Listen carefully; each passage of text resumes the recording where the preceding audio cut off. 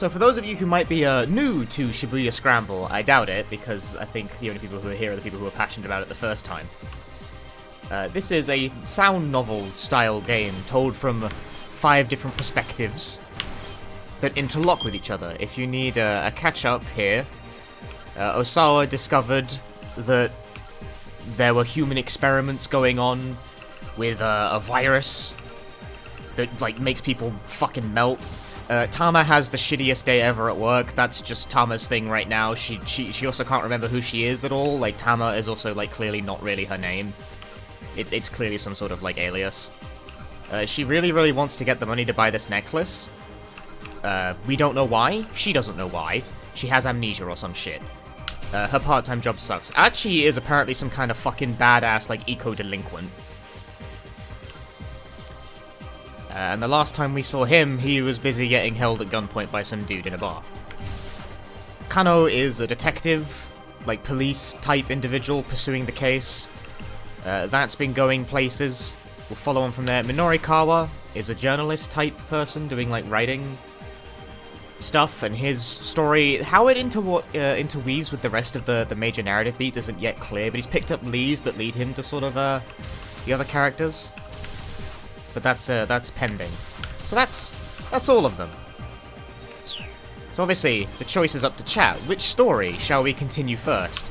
I'm gonna go out on a limb here and assume that people probably want Tama. Because everyone seems to like Tama.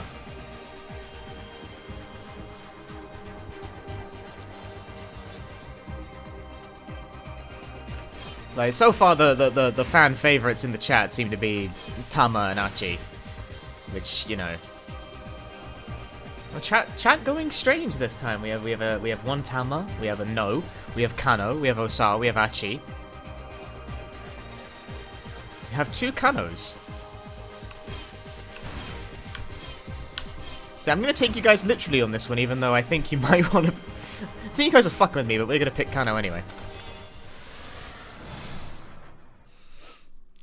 Cano had been watching syndicate members hand off the attaché case for an hour and a half. Oh yeah, this was it. He was chasing an attaché case around town. He still had no idea where this relay might be headed.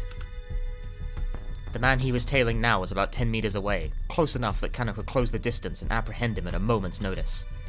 But his orders remained the same: follow and observe. The curious exchange of briefcases continues. He watched as the case was handed off once more. By now, the shock of seeing it pass to yet another accomplice had worn off. It's already been 90 minutes, huh? He's back! It was Sasayama. At some point he crept up out on Cano from behind. This is Sasayama, Kano's very odd partner. In not crime, the opposite of crime. Law enforcement, I think, yes. They don't seem like they're trying to get away at all, Cano said. They're just...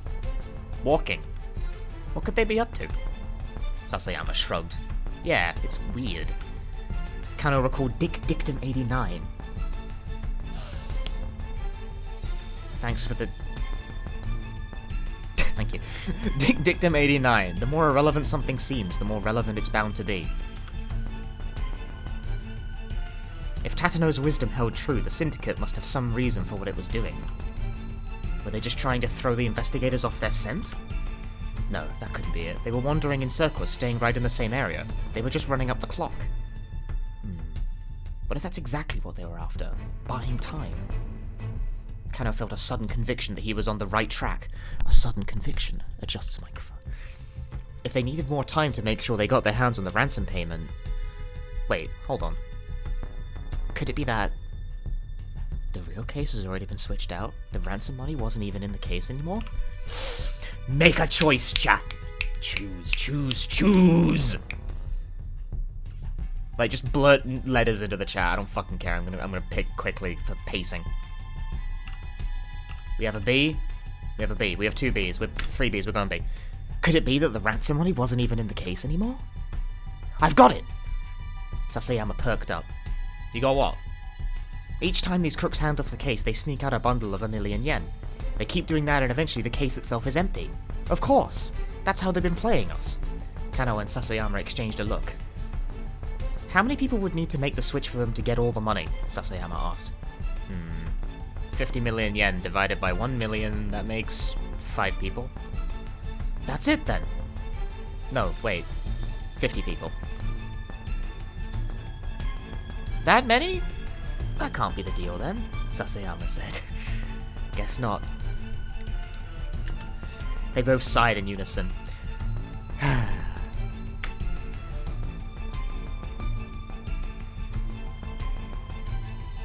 The man with the attaché case made his way back to Shibuya Station. The heck? Sasayama grumbled. He's right back where we started.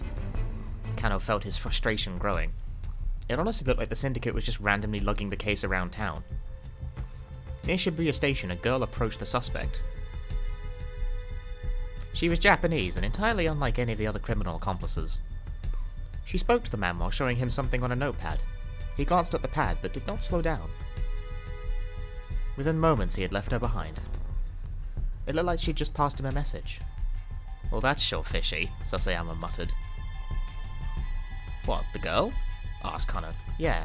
Wanna go hit her up? Sasayama could only mean one thing, questioning her. Should we question the girl? Or should we not question the girl? I mean, questioning seems like a logical course of action, but do bear in mind that failing is sometimes funny.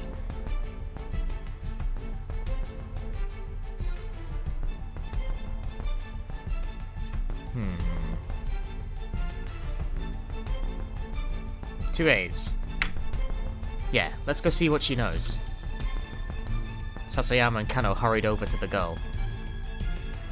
Excuse me, miss, we'd like to ask you a few... Are you happy with your life? The young woman shouted. She thrust her notepad in Cano's face. Tell me this, are you happy with your life right now? Huh? Looking at the notepad, Cano saw the same question written there in big bold letters.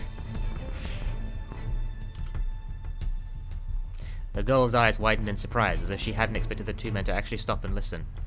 Right now, sir, she continued more quietly, are you happy? If so, if you could please take this survey about, about your life. Are you happy with it? The more she spoke, the more flustered she became. Sasayama stepped in. Hey, I need to know, did you speak with that Western fellow just now? Huh? No, that isn't what I'm asking. Sir, are you happy with your life right now? Are you happy with your life right now? Cano got a sinking feeling in his stomach. This kid was looking for a religious convert or something. You did speak with him, didn't you? Sasayama snapped. What did you tell him?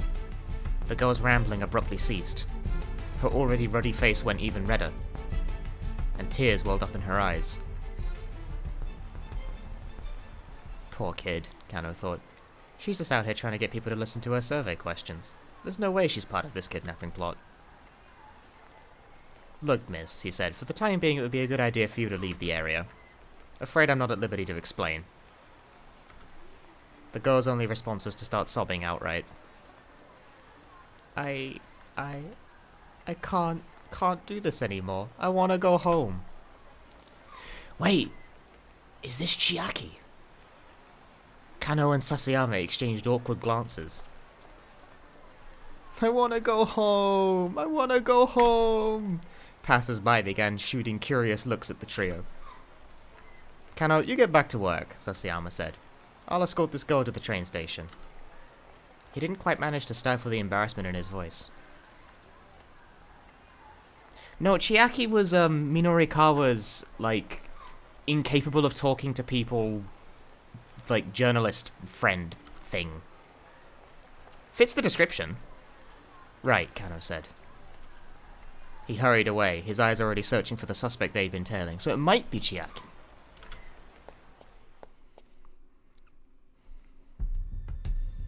It could be. Maybe it's not. It didn't take long to find him. The man's black garb made him stand out in the crowd at the intersection. It occurred to Cano that all of the criminals who'd handled the attaché case had been wearing the same black clothing. That fact made the whole situation even weirder. Could they really be ignorant that they were being followed while they were all wearing the same eye-catching outfit? It was more like they were going out of their way to make sure the investigators spotted them. That still didn't provide any clues as to what they were after, though. The longer Cano kept tailing these guys, the less it all made sense. Was it really such a good idea to keep this up? Someone's life was in danger and they were just letting the kidnappers carry out their plan, whatever it was. The very first page of the Dick Diary spelled things out loud and clear on that front.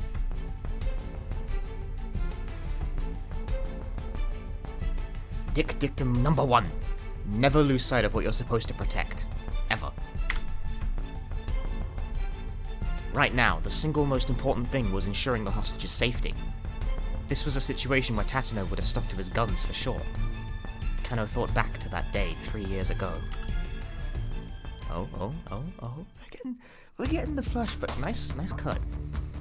A burglar had shut himself inside a financial office and doused the place in gasoline. Cano had just been put on police box duty and was ordered to the scene because his box was just down the street from the standoff. What button does this again? It's tab.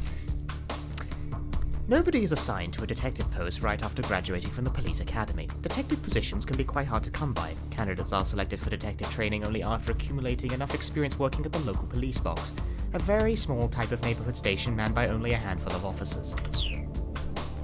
And there you have it. Several officers had surrounded the building, keeping close tabs on the situation. The suspect was shouting nonsense through the entrance on the first floor. Things were getting heated. A crowd of alarmed onlookers had started to form as well. "Step aside," a voice said suddenly from amidst the throng. Amidst the throng.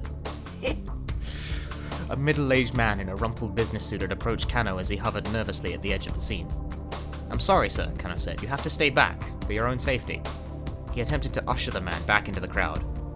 A no-nonsense look crossed the newcomer's face. He spoke in a low voice. "I'm Detective Tatano from the Shibuya precinct.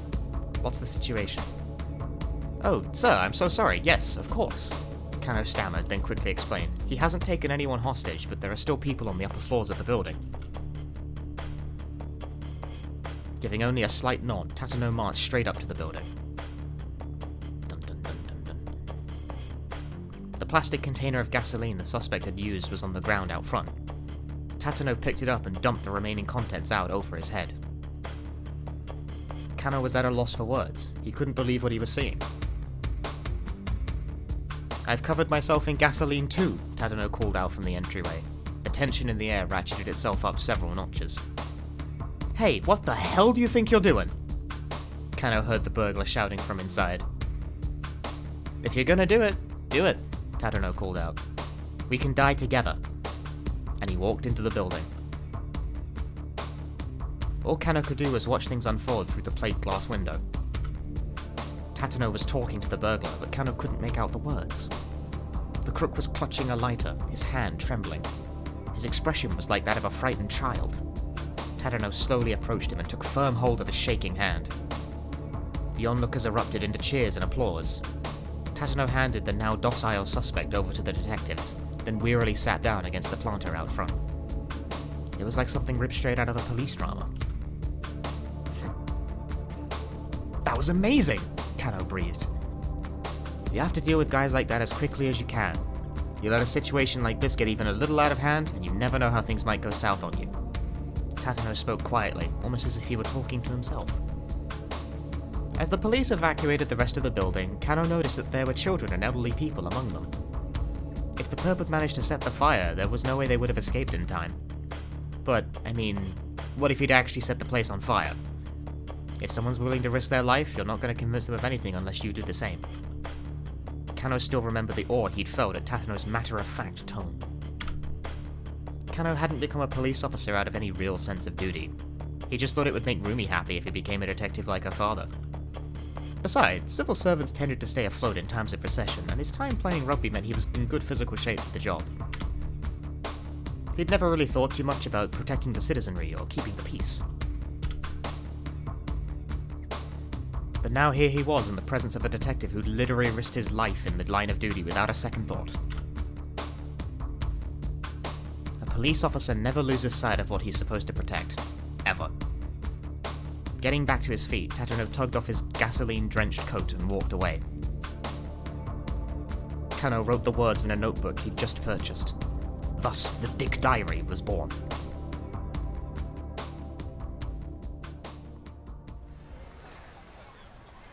Thinking back to the way Tatano had put his life on the line to rescue a bunch of strangers made Cano feel all the more raw about how just tailing these syndicate members.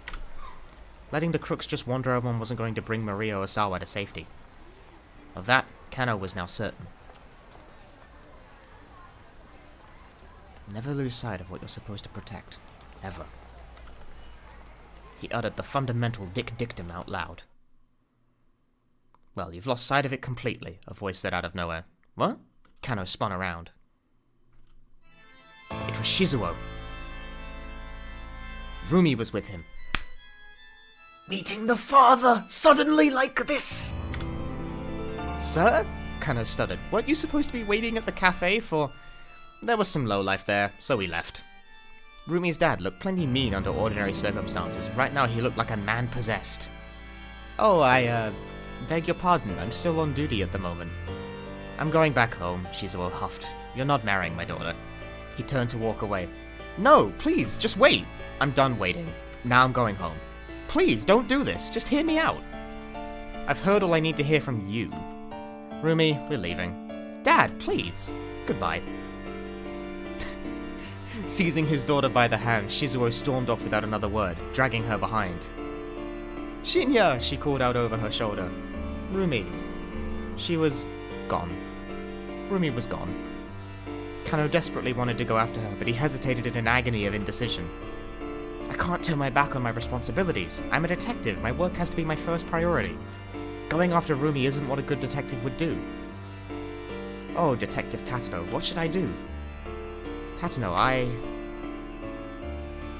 Still, the dictum echoed in his mind. Never lose sight of what you're supposed to protect. Ever. Never lose sight of what you're supposed to protect. Never lose sight of what you're supposed to protect.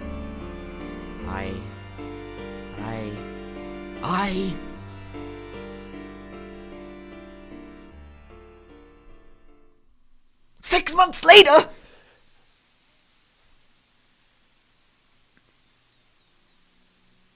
Six months later!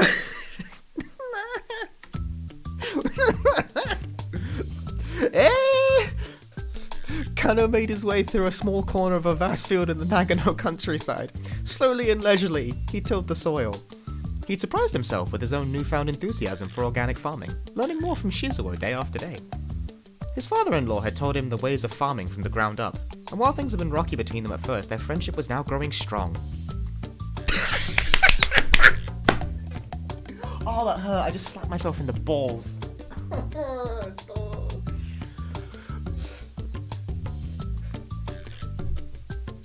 That actually, I really hurt myself by doing that, by the way. Please give me a moment. Pausing to wipe his brow, he smiled at the I don't know how to pronounce that word. Fucking hell, this game's writing. Acreage? Acreage. Acreage? Acreage. I'm going with acreage. Acreage around him. He looked forward to tending the crops he'd sown until harvest came around. If he'd stayed on as a detective, he might well never have known the joy he now found in his work. Oh, that's such a nice ending, though. And this wasn't the only seed Cano had planted. Ew. By the time harvest season came around, the new life growing within his dear Rumi's belly would be— That's fucking disgusting, game.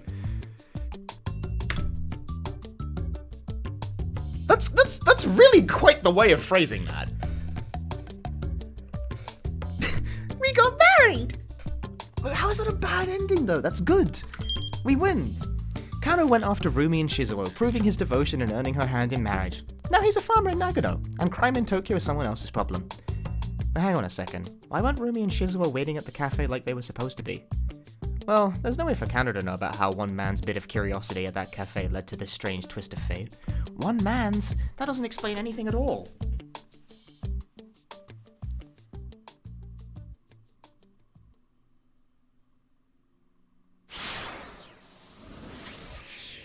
Oh, is my face blocking the text? Sorry. I can move it like a bit further down, I guess, to help with that a little. Is that better? Right, well, Cano's now fucking locked, apparently, so that's groovy.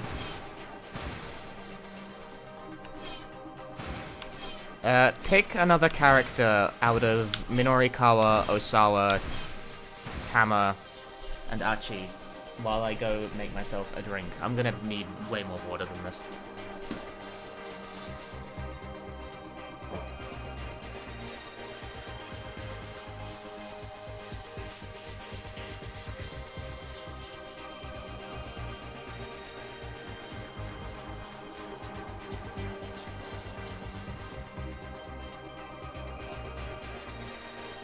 These streams are really fucking strenuous, you know.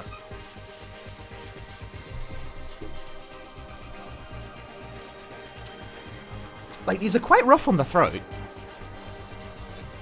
Alright, we have a Tama, we have an Archie, we have a Point. Nanda. Ozawa, Tama.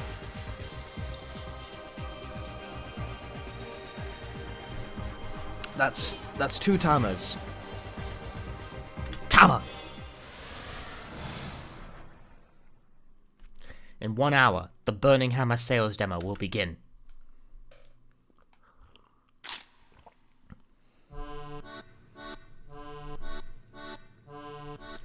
Chiri is laying out the assortment of snacks that we'll have on hand. Hey Tama, you hungry? Why yes. Yes I am. I mean, that should be pretty obvious at this point. All I've had since putting on this stupid mascot costume is some Burning Hammer and a bunch of iced tea. Hey now, Chiri shoots back. What's with that attitude? Chiri, you do remember that you ate my lunch, right? The sticker said it was best before noon. You just made that up! Yeah. Chiri chortles merrily and chugs some more iced tea. Okay, folks, Mr. Yanagishita calls out as he slips into the room. Lunch break's over. I still can't pronounce his name very, with decent flow. Please excuse me. Back to work. I don't feel like I've had much of a break. If anything, I'm even more mentally exhausted than I was before. There's a box full of Anagotchi toys in the storeroom on the 3rd floor. Mind bringing those down? Anagotchi? I ask. What's that? The name makes it sound like some kind of product knockoff.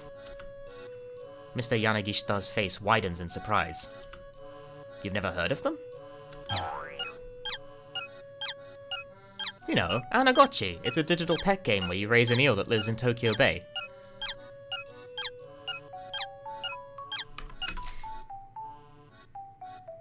I'm offended by that joke.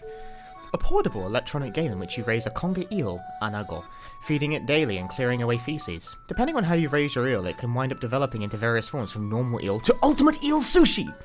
You can also use the infrared communication feature to bring over friends for your eel from another nearby Anagotchi device. That's a real thing. There's also a sister product, Trout Watch. By connecting the two, you can view a special event where the eel and the trout characters go to a pub together. That's not. Unfortunately, there is nothing I can do about my face kind of overlapping the text. Like, there's literally nowhere I can put this that doesn't, like, fucking do that, really. Like, that's still gonna... This is a little better, I guess, but... Sod it, dude. Whole fucking screen's text. Never heard of it, I say. Huh. Well, I guess maybe a lot of people in Japan haven't heard of it yet. But it's all the rage right now with the youngsters over in NYC. NYC? Oh, he must mean New York City. It's popular in New York? Really? Zoku, is it popular? Oh, Zoku's already answered the... Okay, Zoku's ahead of me here. Anyway, I did some quick checking and that's what I learned. So last month I bought a whole bunch of them. And once again, you were swindled. Yeah. Ouch. Chiri, dropping the hard truth. Yanagishita. Yanagishita.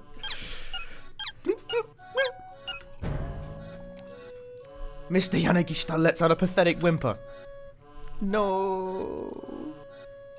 Just like that, his confidence evaporates. He starts muttering to himself. I thought it sounded a little fishy, really. I mean, think about it. Why would kids in New York be interested in raising eels from Tokyo Bay? He muses. And what appeal would an eel character even have anyway? None, that's what. I should have known that. I did know it. Then why'd you buy them? This farce is getting tiresome. Anyway, Yanagishita continues. It was gonna cost way too much to keep them in storage, so I was just gonna let the recycling guy take them. He hangs his head in shame. In a matter of moments, he's borderline catatonic.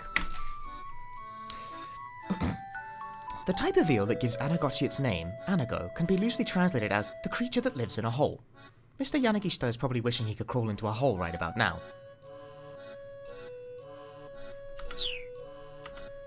Chiri, on the other hand, flashes a big bright grin. Still, you know, eel's pretty delicious. Oh, Chiri! Yanagishita blurts. Thank you! He clasps her hand in gratitude. That wasn't exactly complimenting you there, boss. It's the same thing. There's a little bit of me in each of my products. Anagotchi and I are one and the same. A brief Anagotchi gameplay clip. The trick is to feed your... Oh, no, it went away. What button does this? The trick is to feed your eel proper food and give it proper exercise. Another important strategy tip is to make sure to obtain the sharp chef's knife when you visit Kapabashi Kitchen Town partway through the game. What is this fucking detail? Cook!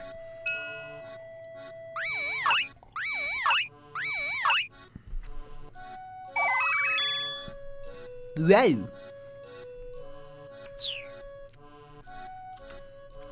Which is to say, eels and I are one and the same. Go on then, say something nice about eels. Chiri chimes right in without missing a beat. Eels are awesome! When it comes to eel sushi, 100 pieces barely whets my appetite. You know, these two make quite a pair. That really means a lot to me, Chiri. Thank you, thank you! I don't understand what any of this is about, but if it helps me mend Mr. Yanagishita's wounded spirits, I guess I can't complain. I leave them to their devices and head for the storeroom. I like Tama. Tama has a really sassy internal dialogue. The storeroom door opens with a rough, grating sound. Okay, now where's the light switch? I fumble around in the dark, feeling for the switch box. My costume paws mute the sensations in my hands enough that even finding that is difficult. I bat at the wall willy-nilly until eventually the lights come on. Apparently I found the switch, even if I didn't feel it. Whoa. What the heck is this? The storeroom is practically overflowing with shoddy goods. A painting that looks like a child's scribblings. An oddly shaped hat bearing the words, "Grow 2 inches, guaranteed." A cheap-looking pendant with a tag that says it's set with a miracle stone. These stones are nothing more than simple glass beads that were purchased at 5,000 yen apiece. The seller claimed normally these sell for 10,000 a pop, but if you buy 100 of them, I'll give you half off, at which the buyer declared it really is a miracle before joyfully agreeing to the purchase. The fact that someone like Yanagishita actually exists to buy these things up is also kind of a miracle. It's like this is the knockoff boneyard where cheap products go to die. They break away from their pathetic herd, knowing their time has come, and end up in this graveyard of a storeroom. Let's see, Anagotchi. I quickly spy the cardboard box I'm looking for. Then I catch sight of a dark silhouette out of the corner of my eye. I yelp. It's one of them. Them. Black. Flat. Quick. Long antenna. Often spotted in kitchens. Sometimes, somehow, their legs wind up in restaurant food. Ew. The size, the speed, the dark shape. It couldn't be anything else. It peers back at me from the shadow of the Anagotchi box, the faint light catching the luster of its carapace. It looks ready to leap out at me at any moment. I need to act fast. I challenge it to single combat! I snatch up the cardboard box and make a run for it. Oh, everyone wants the combat. I want the fucking combat. We gotta... I challenge it to single combat. Mortal Kombat! It flitters aloft. It's gunning for me, alright. Bracing myself, I step forward to confront it, which paradoxically helps calm my nerves. I get the sneaking suspicion that this isn't the first time I've done battle with one of these things. It's like I've trained myself to protect someone who's even more scared of them than I am. Okay, I'm moving my face down to the bottom left. Yeah, thank you. As I mull that over, the thing hovering in the air presses its attack against me. Now's my chance! I snatch up a nearby piece of cardboard and swat at the creature hard. It sails out the window in a graceful arc, then flitters away into the world beyond. At least we parted on mutually acceptable terms. I didn't have to squash it or blast it with pesticide. Hefting the box labeled Anagotchi, I scurry away from the graveyard of schlock merchandise.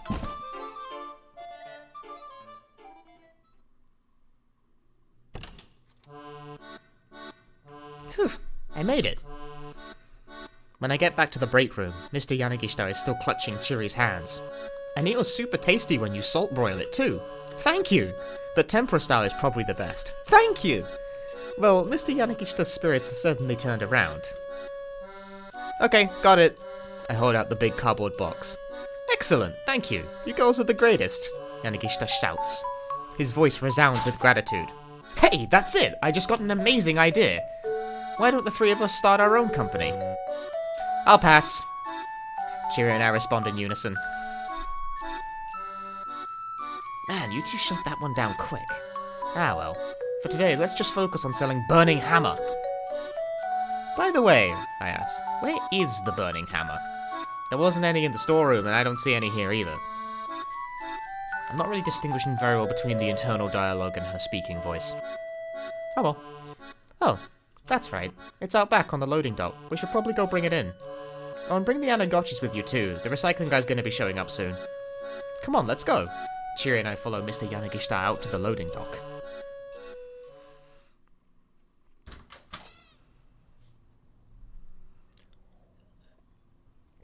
But the loading dock, it turns out, is empty. There's no sign of the burning hammer anywhere. It's gone, Mr. Yanagishita murmurs. Then his voice rises to a shout. It's gone! All gone! The burning hammer! It's all gone! Flying into a panic, he searches frantically from one end of the dock to the other, leaping into the air, even peering down into the cracks. But no matter where he looks, there's nothing for him to find. It was right here a little while ago, like right here. I hear the sound of an engine revving outside. Mr. Yanagishita cries out in alarm. We can see a truck starting to pull away. Its bed is piled high with cardboard boxes and other assorted trash. Hey, boss, is that... Yes, there it is. Mr. Yanagishita begins racing after the truck. My burning hammer! His voice cracks as he cries out. Give that back! Give it back! I went for the voice crack there, I think, yeah. But he's no match for a speeding truck, and the boxes of burning hammer vanish before his eyes. Burning hammer! Come back! Come back! I can't yell, it's late. Also, my voice isn't really up to it. Yanagishita's wailing echoes from the surrounding buildings. It's like something out of a movie. What the hell? What's up with that truck? Tama, who the heck was that? Hey, don't look at me, I reply. Huh, with all those piles of stuff, it looked like just the recycling guy. As soon as he says it, revelation dawns on his face. The recycling guy? He mutters. I can see the color draining from his face. The words recycling guy give me an idea. If it was him, maybe he thought he was picking up the Anagotchis by mistake. We have to find it! We have to find that truck! The man is absolutely beside himself. Chiri, Tama, you two split up and try to track it down. Wait, why do we have to look for it? Again, Chiri and I speak in chorus. If there's no sales demo, there's no money to pay you, and then all the work you've done will be for nothing. Right, when he puts it that way, I guess there isn't much of a choice. Somehow or another, we'll have to find that truck. It can't have gotten far, he continues. Now go hunt for it like your life depended on it. Chiri and I look at each other and sigh. How do you want to do this, she asks. Want to search together, or should we split up? Should we split up and search for clues, or should we stick together? Hey, Genzi.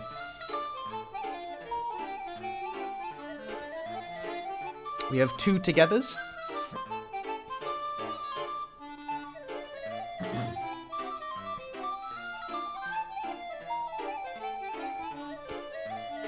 So many togethers. We have many togethers. Let's go together. And so Chiri and I head out in search of the truck.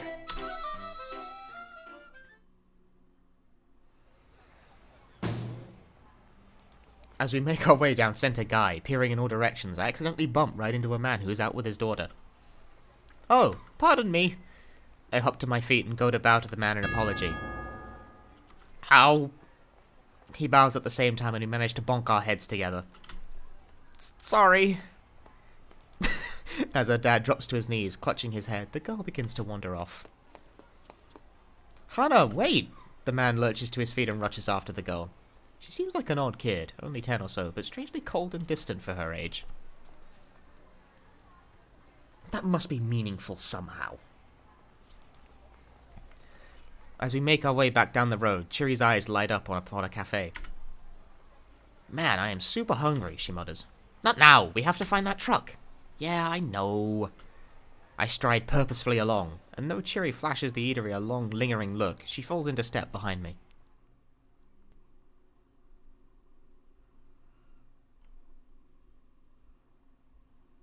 Chiri and I wander around town for another 10 minutes or so.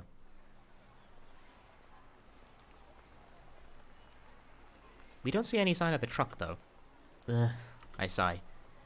It really is good and gone, huh? I turn to look back at Chiri. Huh? Wait, what? Chiri's gone. She must have slipped away from me at some point. I take a quick look around, but there's no sign of her. When did she split off? She was just there 2 or 3 minutes ago. It's 12:35. The sales demo starts in 25 minutes. What do I do? I don't have time to go looking for Chiri. Guess I'll have to keep searching for the truck by myself then. But I have no clues to go on, so I don't know how I'm ever going to find it. Ugh. What should I do?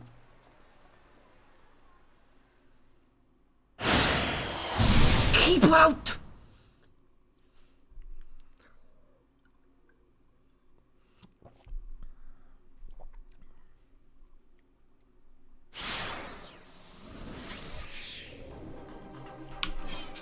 Well then.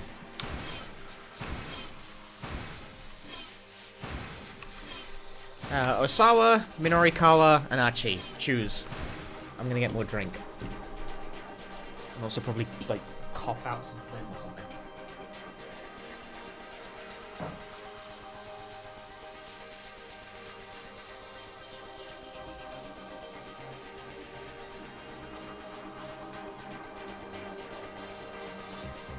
Probably not the greatest idea to do this while slightly congested, but I'm always slightly congested, so what the fuck difference does it make?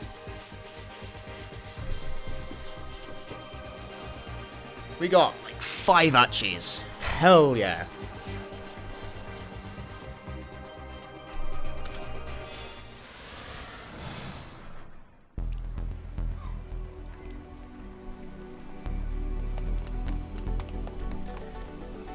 Archie and Hitomi scampered through the back roads along Center Guy, white sneakers and pumps slapping on the pavement. Archie kept his eyes peeled, continually checking ahead and behind as they darted through the gaps between the buildings. Finally, they stopped in a narrow alley. There's no way he'll find us here, he said. No one knows about this place. He took another look around and let out a sigh of relief. It seemed they'd managed to shake the gunman for now.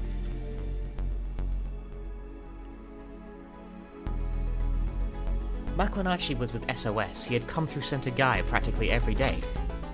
The abbreviation for Studs of Shibuya, the name given to the group by Archie when he founded it. Originally just a bunch of like-minded young people hanging out together, it has since become known as a gang that picks fights around Shibuya. The gang had started out as little more than a group of local teens. They didn't do much in particular, just horsing around and killing time. What mattered was that they were having fun. But it wasn't long before it wasn't all fun and games. Archie couldn't help but notice the slobs were making a mess of Shibuya, dirtying it all up. He wasn't about to let them get away with it. Most frequently it was folks who tossed cigarette butts out on the street or plastered walls in graffiti. When they didn't respond to his more gentle warnings, he found slightly more forceful ways of getting his point across. SOS got a reputation. Street punks started trying to pick fights with its members. Those guys required a bit more force to handle. And when it came to the worst of the lot, the drug dealers, the muggers, the guys who tried to force themselves on women, it was full-on battle, no holds barred. Before long, SOS had established itself as something of a vigilante corps. Soon it became known as one of the biggest gangs in Shibuya.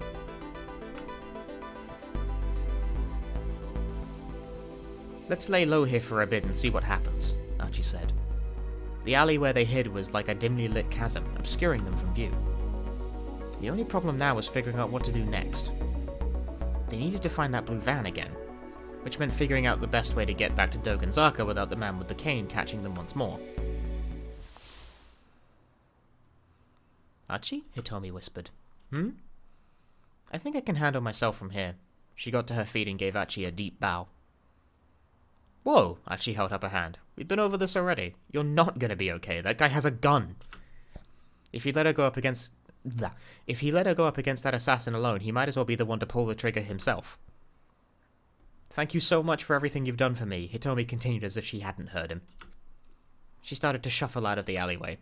Hey, what did I just say? Really, Archie, I appreciate your concern, but I can't in good conscience put you in danger anymore. But, I mean... Archie tried to press the point, but Hitomi cut him off. There's no good reason for you to risk yourself to keep helping me. Her tone was resolute. But Archie was determined to help her anyway. Archie knew she had a point. He decided to back off. She had a point, rather. How to... Pick one.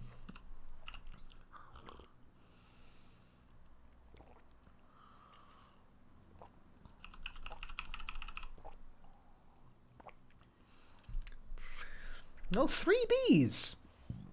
4 Bs. A B. Surprising a B outnumber there. Archie knew she had a point. I disagree. He decided to disagree. Thank you, Dumb Pie, for the Twitch Prime sub. He decided to back off. Just then, a bit of light shone into the alleyway from above. It looked like someone on the adjacent building's upper floor had turned on the lights. Someone in red. Tama! Wait, I can jump to Tama? What good does that do? That's 1205.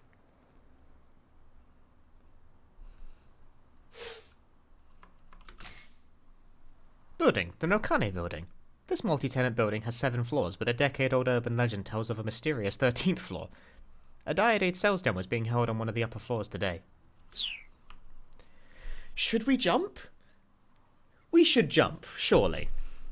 When is jumping a bad idea?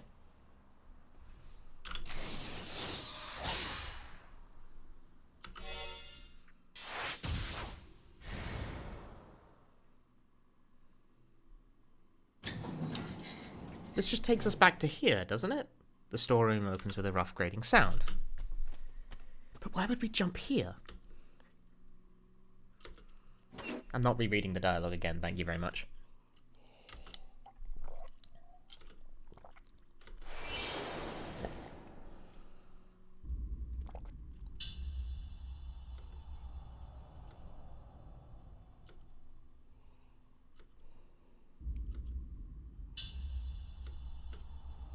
I guess we can try a different choice now?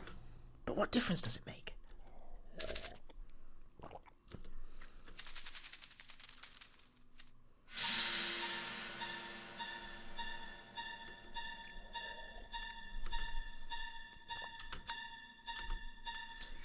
Right, well there's only one choice from here, surely. Let's try a different one.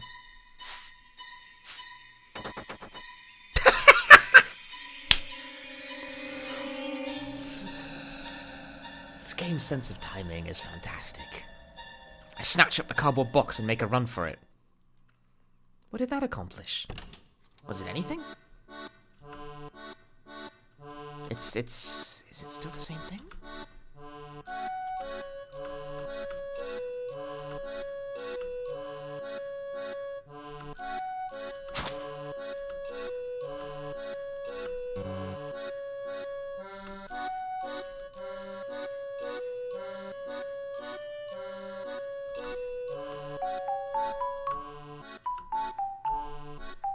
Damn it.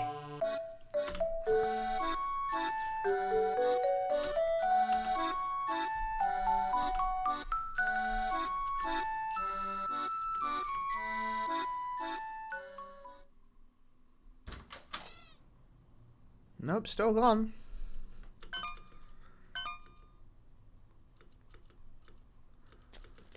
What difference did that choice make?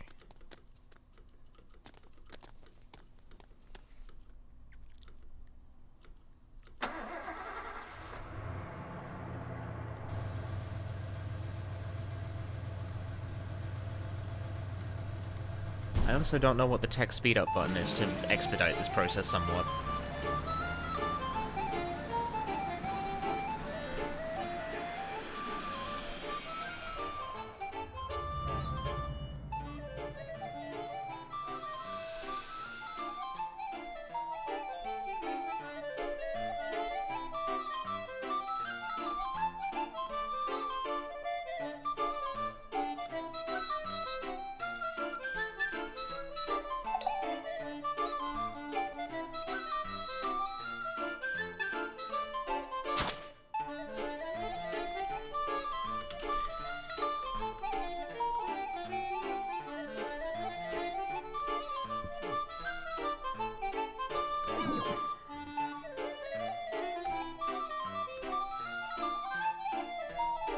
Let's try splitting up this time.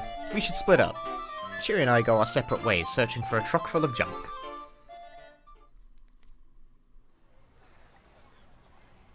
I make my way to Center Guy. Oh, we crash on this guy as well. I'm so focused on searching all over as I walk that I lose track of where I'm going, and I wind up bumping right into a man who's hurrying along with his daughter. Teruya and Hana Toyama. They came to Center Guy to eat lunch. Before that, they were at Heaven Publishing in Shibuya Ichome. Ichome. While wandering around distractedly looking for somewhere cheap and tasty, Mr. Toyama bumped right into Tama. Ichome? Is that how they say that? I'm never good with those. Oh, pardon me. I hop back to my feet and go to bow the man an apology. Bong. He bows at the same time and we manage to bonk our heads together. And Hannah fucking walks away. Ichome. Ichome?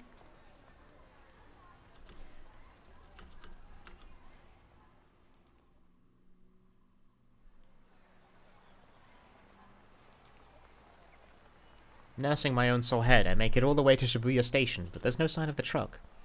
I'll probably never find it by just wandering around randomly. It's already 12:35. The sales demo starts in 25 minutes. I have serious doubts I'll be able to find the truck by then. Ugh, what should I do? Am I back to being kept out?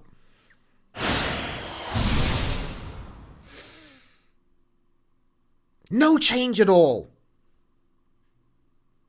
What was the meaning of that jump then? Well, fuck that. Back to Archie we go. What are you looking unlocked for? Thanks, Windows.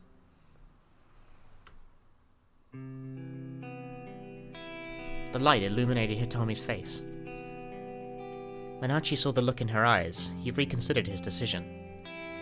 She was trying her hardest to hide it, but she was clearly terrified. No way was he letting her go back out there alone. Still, if he tried to insist, she would only refuse him again. Hitomi? Humor me for a second here. Tell me, what's the proper way to dispose of a plastic bottle? She stared at him in surprise. Well, first you remove the cap and the wrapper. Then you rinse out the inside and crush it. Archie let out the breath he'd been holding. Okay, good. Huh? I don't understand. What's good? You gave me my reason why I have to help you out. I super respect people who respect the environment. I'm one of those whatchamacallits, an environmentalist. Archie pointed at his mean clean t-shirt. Hitomi hesitated. And what was your plan if I'd said the answer was to toss the plastic in with the trash? Well, then I'd need to stick with you to help teach you. Environmental awareness begins with good education. So then you were going to tag along with me regardless. Look, I'm just super pumped to learn that you care so much about proper recycling. Archie cracked a huge grin. Okay then. Okay. If you're really that sure about it, I guess I could use your help a little while longer. Hitomi flashed him a little smile. Man, she's so cute, Archie thought.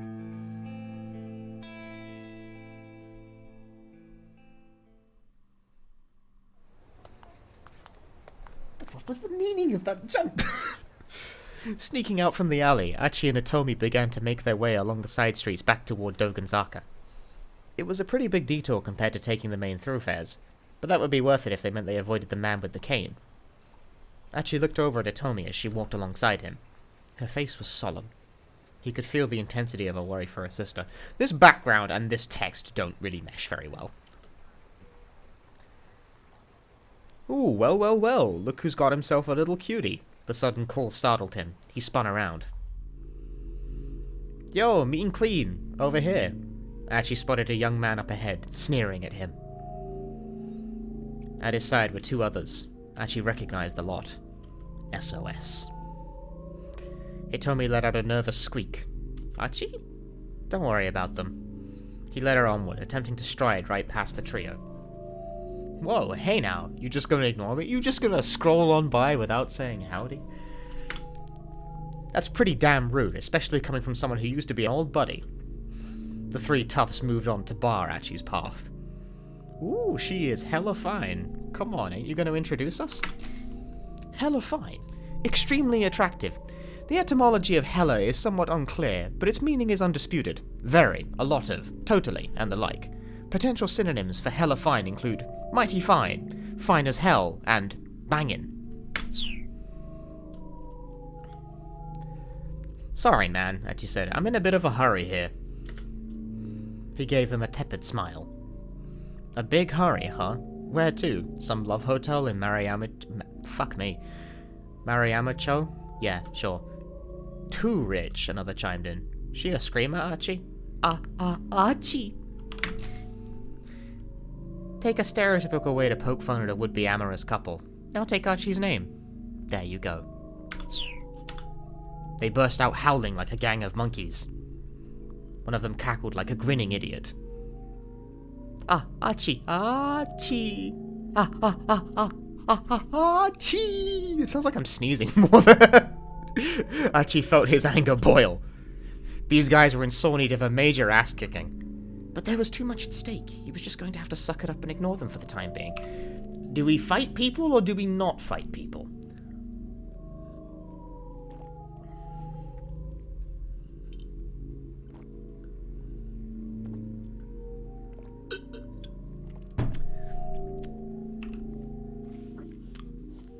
Bees? So many... Chat is so restrained, you guys.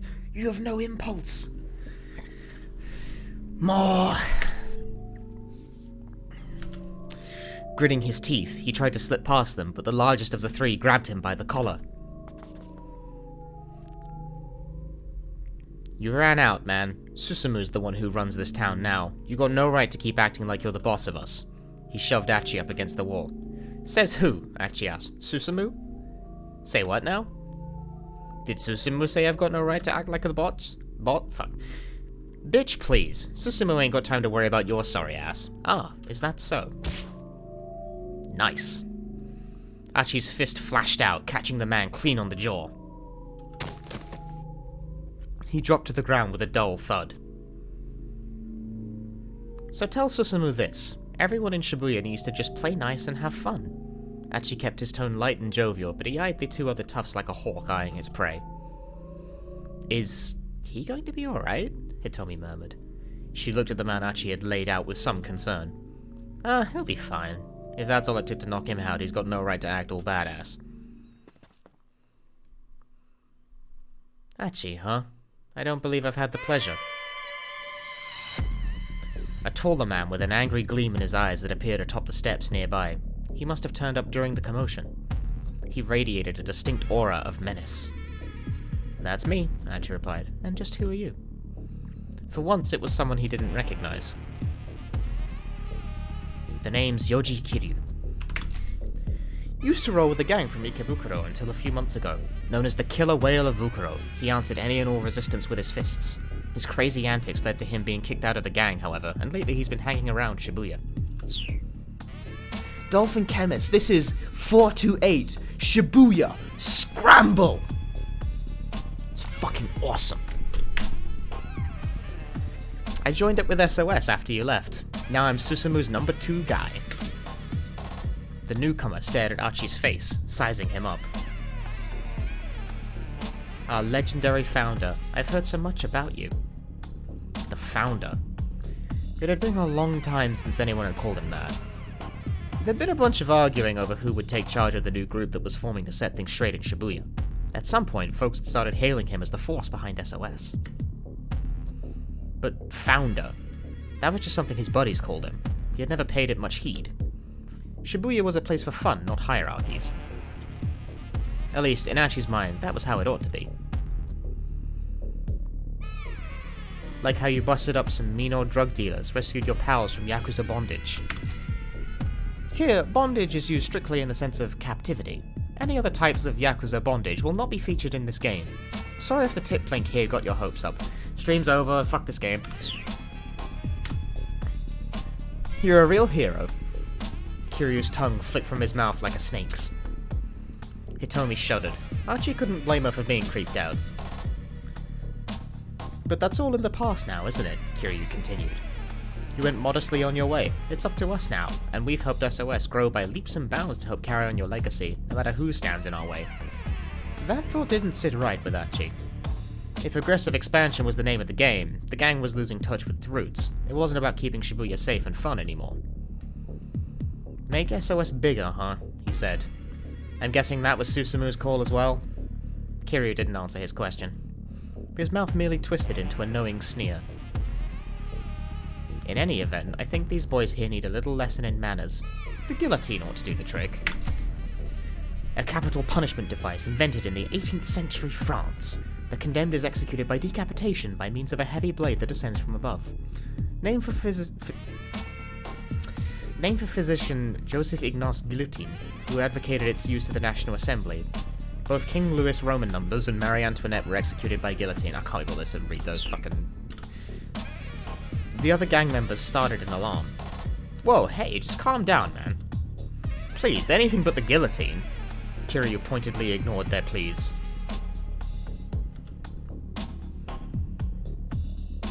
Whoa, hey, what's the guillotine? Archie asked. Kiryu smirked. Your fucking present tree, shut the fuck up. The guillotine is the guillotine.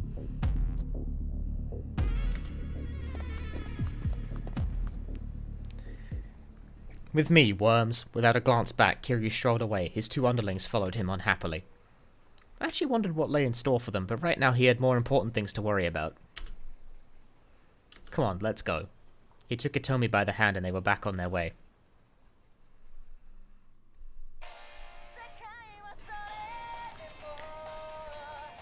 Oh! Hitomi perked up. That's me. She reached into her pocket and took out her cell phone. Huh? She stared at the screen with consternation. What is it? Archie asked. It's an email. From Mr. Tanaka. Who's Mr. Tanaka? He works with my father. I'm not sure what I should do. I actually remember that the criminal had warned her against contacting her family or the police. She seemed reluctant to even open this message. I'm sure it's fine to just read an email, he said. And besides, he's not the police and he's not your family.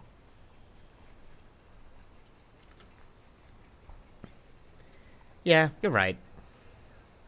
Hitomi scanned the message anxiously. It sounds like he's worried about me, she said. Then does he know? About the kidnapping? Yes, I know my father trusts him. And he's always been so... Hitomi cut herself short. Still, it was clear to Archie that she and this Tanaka person had some sort of close relationship. I wonder if it's safe for me to let him know what the situation is. I think it should be, Archie told her. I mean, the kidnappers aren't going to know you sent an email, right? Hitomi began typing out a response, while Archie looks like this. Archie watched over her, wild speculations running through his mind. There was no way a mild-mannered young lady like her could be dating one of her father's co-workers, was there? That's your thought? Nay!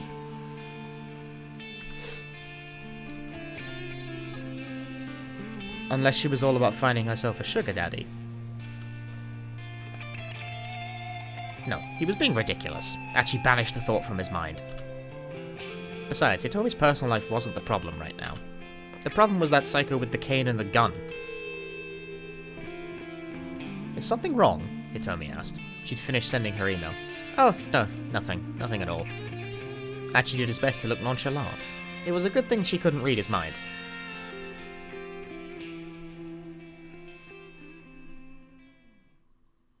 Eh? Oh, hello.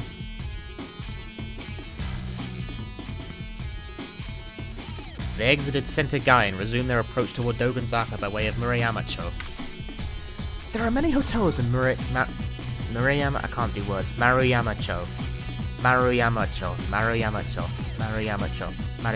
Hi. These are not ordinary establishments, but rather the sort of hotel where two people who are so inclined might redact it. A couple heading to this kind of place in the early afternoon would without a doubt be assumed to be bent on redacted. You might be wondering whether an option for these two to get up to mischief will appear as a selection prompt. Well, don't get your hopes up. This isn't that kind of game. Stream's over, guys. Fuck this game. Well, not it. Okay, yeah. Another long detour to decrease their odds of running into the gunman. They made an unlikely pair. Scruffy Archie, limbs lackadaisically swinging to hide his embarrassment, and brisk, purposeful Hitomi. Archie found himself watching her out of the corner of his eye. He could still feel her anxiety. He wished there was some way he could ease her fears. Hey Hitomi, mind if I ask you something? Sure. Go ahead. Okay, so like, I realize this might be kind of a weird question, but he put on a serious face. What does the eco in eco-friendly mean? Huh? Like, I know it's about helping the Earth and all, but I don't know what it really means, you know? Hitomi thought for a moment. I'm pretty sure it's short for the English word ecology, which is the science of examining the relationship between man and nature. A subset of biology that deals with the reciprocal relationship between organisms and their environment. Nowadays, the term can also refer to the cultural and social effects on the global environment. The latter usage can be broad and imprecise, making the exact meaning somewhat difficult to define. Oh, right, science! Pleased with himself, Archie chattered on excitedly. A faint smile crept back onto Hitomi's face. Say, you ever hear about the clean river here in Shibuya? A clean river? In Shibuya? Really? Ask 100 youngsters outside of Shibuya Station the same question and you'd probably get that same answer 100 times. Yeah, the Shibuya River. You know, that drainage channel we saw earlier. Wait, that's the clean river you're talking about? By no reasonable definition was the Shibuya River what anyone would call clean. That's the one, Archie grinned at her confusion. See, the river used to be clean a long time ago. I read about it in this old book called Science Strikes Back. A popular monthly magazine, abbreviated SSB. No, that's a Smash Brothers game. The fuck? The series has been running for 29 years now, but the Strike Back appendix is still immensely popular with children. The woman who handles the home deliveries is known as the SSB lady, and children wait excitedly on the 25th of each month for her to make her rounds. I used to have that book, Hitomi chirped, her eyes wide with excitement. You're talking about that bit with the river that got turned into a song, right? The famous 1912 song Haru no Ozawa, The Spring Brook, with lyrics by Tatsuyuki Takano and music by Teiichi Okano. It is said that the song was inspired by the view of the upper course of the Shibuya River during Takano's childhood.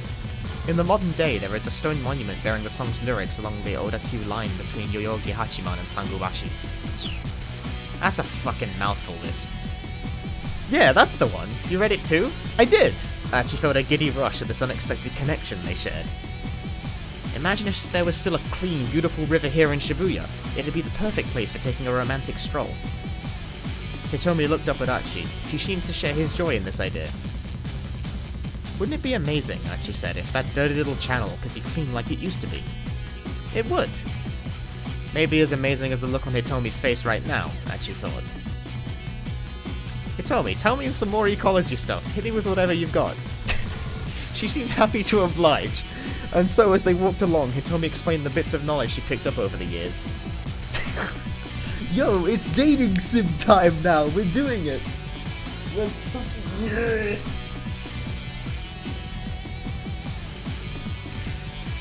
Archie was quiet, hanging on her every word. The return to Dogonzaka became an impromptu environmentalism lecture.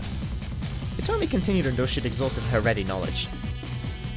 I just don't get it, Archie grumbled when she paused at last. I mean, why is it a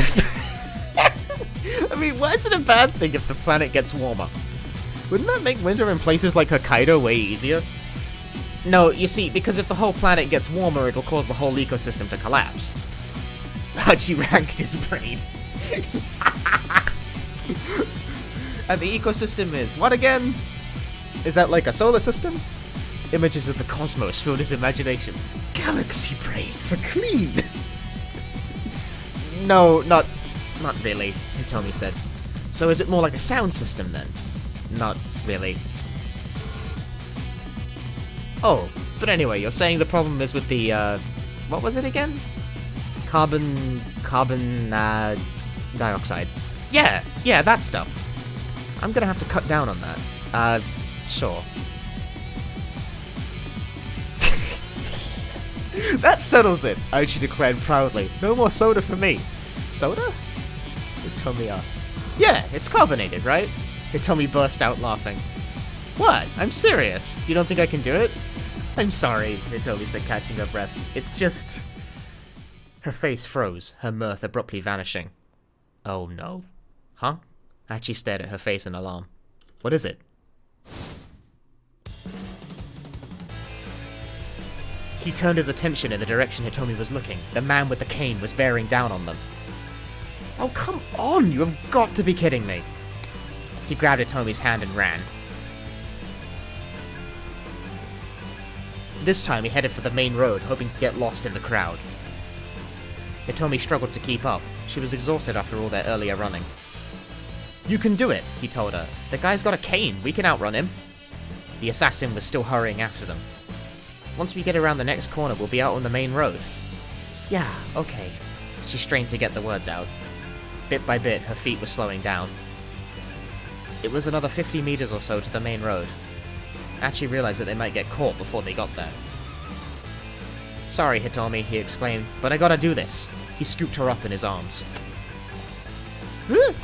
By the time the squeak had escaped her mouth, Archie was already running full out. Archie? Please put me down? Don't worry, you're super light. Archie glanced back and saw the assassin, now far behind, break off his pursuit. But just as he rounded the corner, he heard the man call out to him.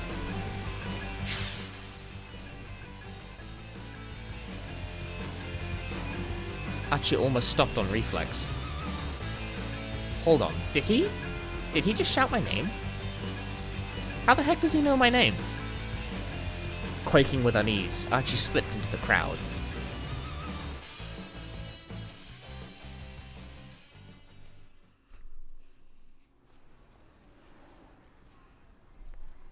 Archie? Could you please set me down now? A meek voice pulled him from his panic. Huh?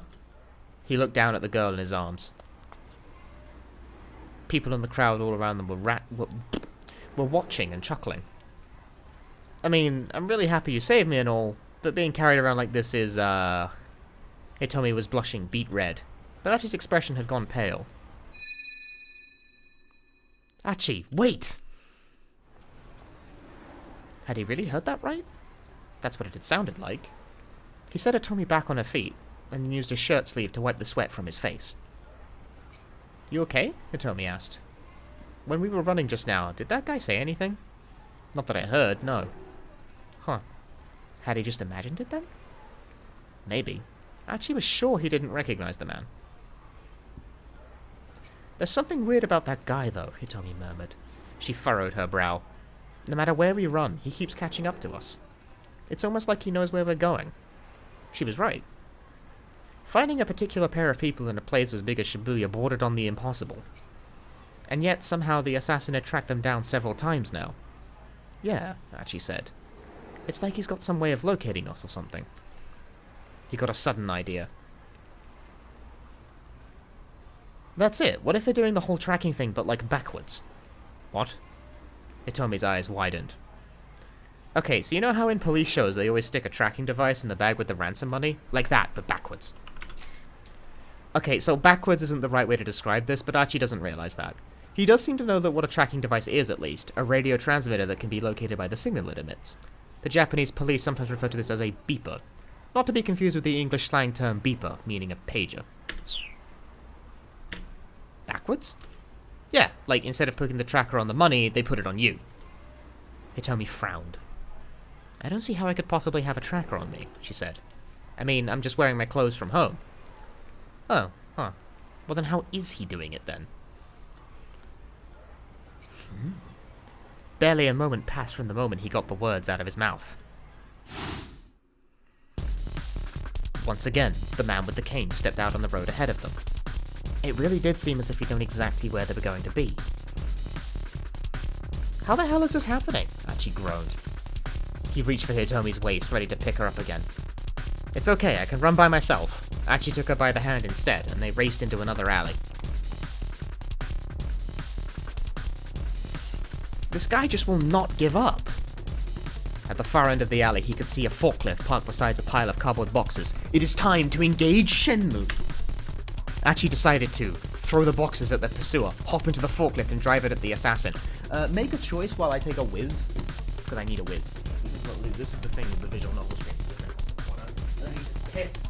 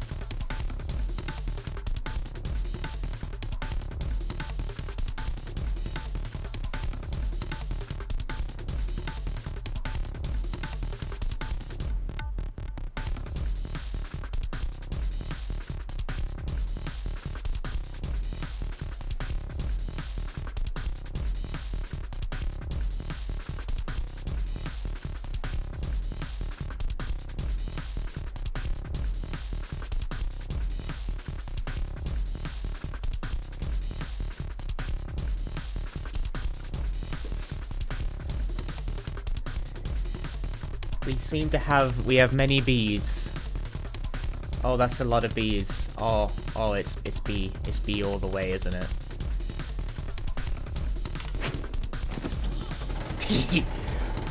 This ends now! Archie leapt into the forklift and hit the ignition. The engine roared to life. He lowered the forks and stepped on the accelerator, picking up the pallet of cardboard boxes as he charged toward the man with the cane. The tower of boxes struck the man with a thud. Archie kept accelerating, driving him back a good 10 meters or so. The gunman let out a low grunt at the impact.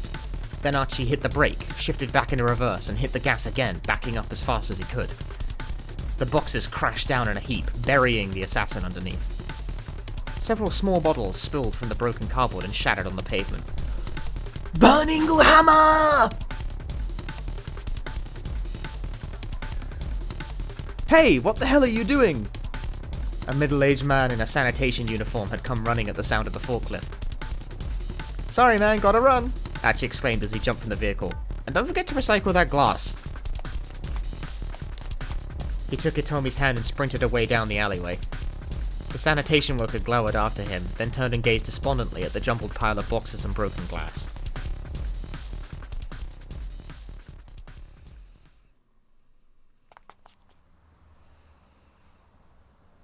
Their ragged breathing echoed through the maze of side streets.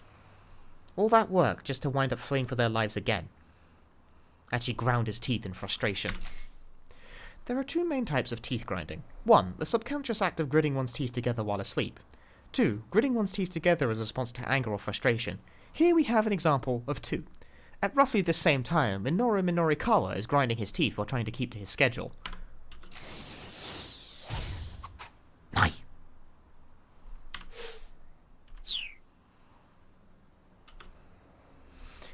Hitomi, he groaned when they slowed down to catch their breath at last. I'm so sorry. Hitomi was nonplussed. Sorry? Whatever for? I keep saying how I'm going to help you, but instead I just keep putting you in danger. Archie, no. If you hadn't been with me, I'm sure I'd already be dead. No! Archie hurried to cut her off before she could finish. Don't go there, please. He sighed and spoke again more quietly. I just want to help you. Clenching a fist, he looked up at the sky. A tiny sliver of blue was visible through the narrow gap between the buildings. Hitomi hung her head. Honestly, I can hardly believe how much you've done for me. I do appreciate it, but still. The lengths you've gone to... Archie looked at his feet, then drew himself up. Well, I admit it's not just because of some gut instinct or your love for the environment, he said. There's another reason I'm doing this. There is? Archie paused, searching for the right words. I've got a little sister. Her name's Suzune. She's cute and smart, kind of the exact opposite of me, you know? His voice took on an uncharacteristic solemnity. But she's got a weak heart, so she's in the hospital. Oh, I'm so sorry to hear that. But what does that have to do with wanting to help me?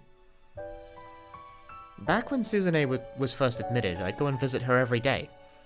But she...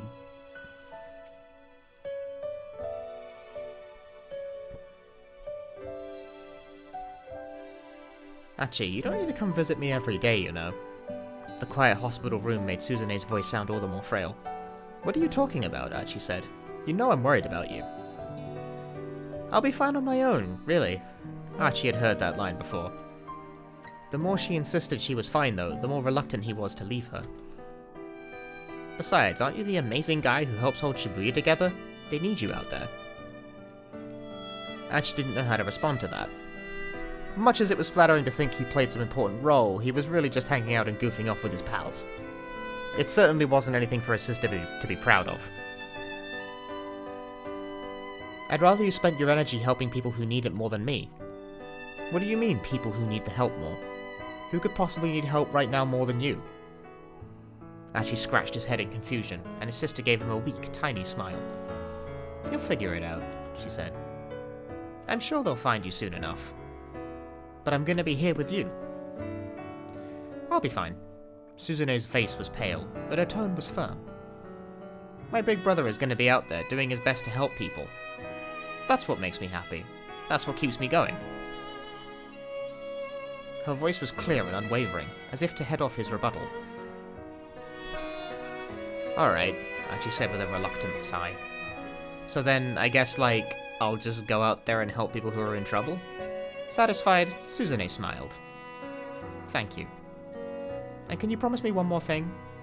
Of course. Anything you like. He thumped himself on the chest. If you're gonna help someone, make sure you see it all the way through to the end, okay? Okay. No calling it quits partway through, yeah?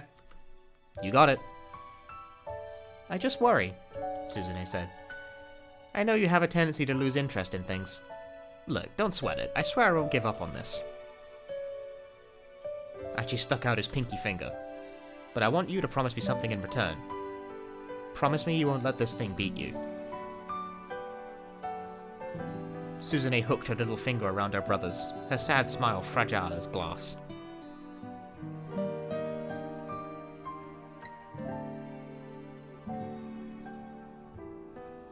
And so there you have it, Archie said. Kind of a rubbish story, I know. Not very funny. So your sister's heart condition, it's pretty bad? Archie nodded. You know, she called me amazing. There's nothing amazing about me. Suzune, she's the amazing one. She's been in the hospital so long, in so much pain, but she never complains. All I do is hang out and goof off with my friends. He gave a shrug. But I just kept thinking about how happy she'd be if I really did help people. It had turned out that finding people in need hadn't been all that simple. The only helpful thing Archie had been able to think of was going around picking up trash. And that's why Suzune's idiot brother left SOS to be Shibuya's garbage man. Did your friends know? Hitomi asked. About your sister? I didn't tell them. I didn't want to pin this all on her being sick. Ah, I see.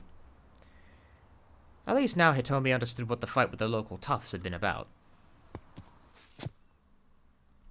The sound of approaching footsteps jerked them back into the present. The man with the cane appeared at the end of the alley. He raised his gun. There was no time to flee. Archie quickly stepped in front of Hitomi. If you shoot us here, people are going to come running, he said.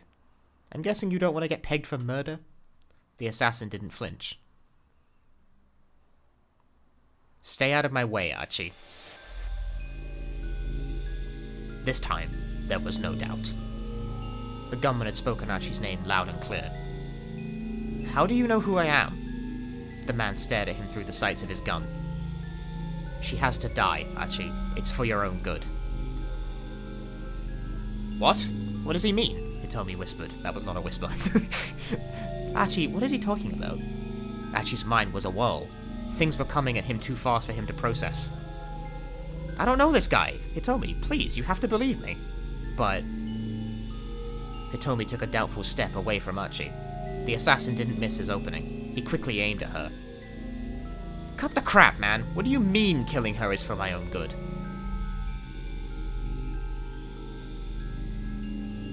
Once she's dead, you'll understand.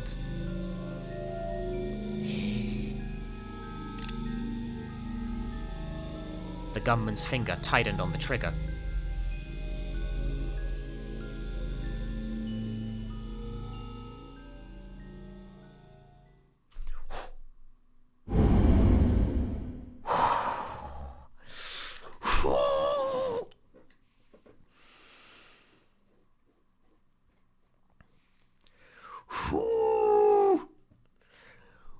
But the burning hammer is fucking broken, you guys. You guys broke the fucking burning shitting hammer. Hi, okay, so we have a choice between Ozawa and Minori Kawa. Pick one while I go get more water because chat keeps yelling at me to do so despite the fact that, like... I don't know why.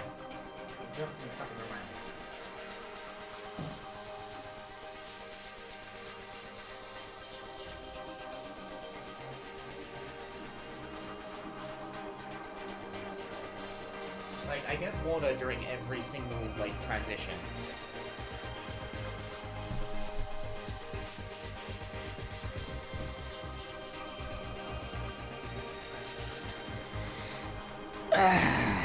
The cat, we can't pick the cat. The cat has reached a point of, like, no transition.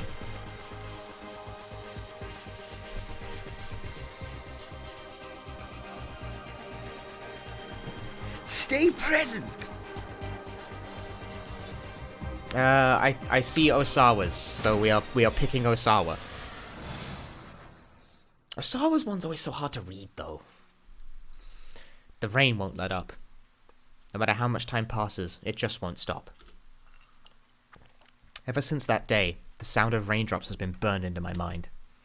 Such an awful, heart-rending sound, driving me to strip my life down to shadows. And yet, no matter what else I abandon, nothing will make the sound of the rain stop.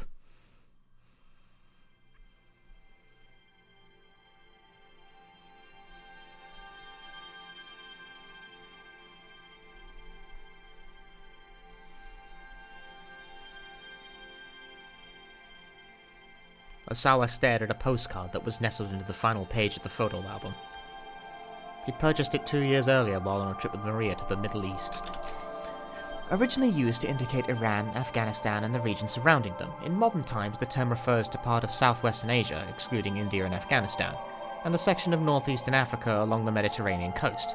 However, in Japan, as well as the US, the term Middle East is often understood to refer specifically to those parts of the region with a strong Islamic influence. He mentioned that he was being sent there on business, and Maria had just blurted out, "I want to go with you." She'd recently developed an interest in the Middle East conflict, and apparently she had been yearning to see the area firsthand.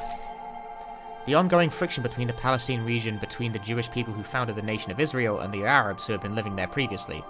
The religious and historical context of this cultural clash is well beyond the scope of what can be elucidated here. Fair cop.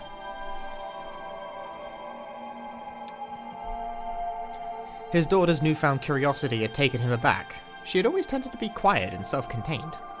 The clumsy conversations aboard the airplane, the meals eaten together in awkward silence. It all felt like such a distant memory to Ozawa now.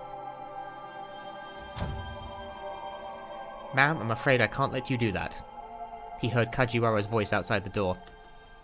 "Why ever not? I'm just going out for a bit." The detective was arguing with I. Great. "And just who was it who told me I should try to go about my life as normal, Ozawa's wife sneered. "Ma'am, please, how would you feel about being told to just sit around and wait?" Ai's angry shriek jerked Ozawa to his feet. He hurried from the study to try and calm her down. Ma'am, please wait!" But by the time Ozawa had made his way downstairs, his wife had already stormed outside, despite Kajiwara's attempts to stop her. Ozawa doubted anything he could have said would have stopped Ai from leaving. Trying to physically keep her from going out would only have made for an even worse uproar. He was glad that at least hadn't come to that. He was turning to head back to the study when Kajiwara caught his eye. I have hiccups now. Damn it. Resigned, he headed down the stairs and bowed to the detective. Dude, no one else seems to give a shit about obeying the proper tagging, so I don't fucking care either.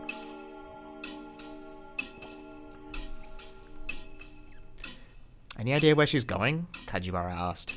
I mean, at a time like this. Ozawa shook his head. I wouldn't know. I didn't think so. You know, your wife really is something else. Ozawa arched an eyebrow. That's one way to describe her. A rather rude way, as a matter of fact. Oh, no offense intended. It's just that ever since this case started, you've both been holed up in your own respective rooms. The more Kajiwara spoke, the more irritated Ozawa became. What's your point? He demanded. I just mean, you haven't been having any, marital discourse. According to one survey, in roughly 6% of households, discourse between spouses is largely non-existent. Various reasons for this were offered by the couples in question. Many claimed that they were too tired to have the energy to talk, or stated, we wind up fighting when we talk, or we have nothing to talk about. Mind your own business, Ozawa snapped. Kajiwara dipped his head deferentially. The two of us not talking isn't a new thing anyhow, Ozawa added. I have a policy of not having pointless conversations. Policy. It is quite common for Kenji Ozawa to make it through an entire day without having a single conversation. Same. On many days, he opens his mouth only to eat or brush his teeth. His current record is a streak of 14 consecutive days during which he didn't talk to anyone. I haven't managed to go that long before. Huh. It didn't look as though Kajiwara quite understood. Microorganisms such as viruses don't have conversations, and yet they still continually propagate in order to survive. Thinking about viruses, Ozawa was back in familiar territory. He felt a surge of confidence. Once you have a clear purpose, conversation is unnecessary. And do you have a clear purpose for the relationship with your wife, Mr. Ozawa? What a question! What a pointed question! Of course I do. To be a family. Arms crossed, Kajiwara struck a thoughtful pose. I can do a thoughtful pose. This is my okay.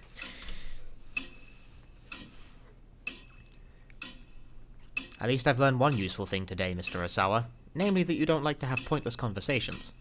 It's a good thing to know.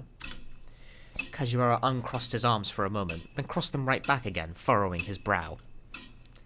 But see, that's funny. You seem to have a tendency to have pointless conversations with me, and... because you keep coming to talk to me. Ozawa saw red. You don't leave me much of a choice.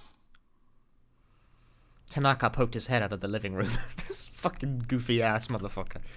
Is something the matter? He asked. No.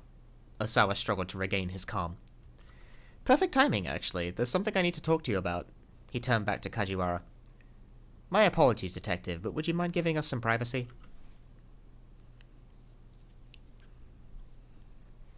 Kajiwara didn't move.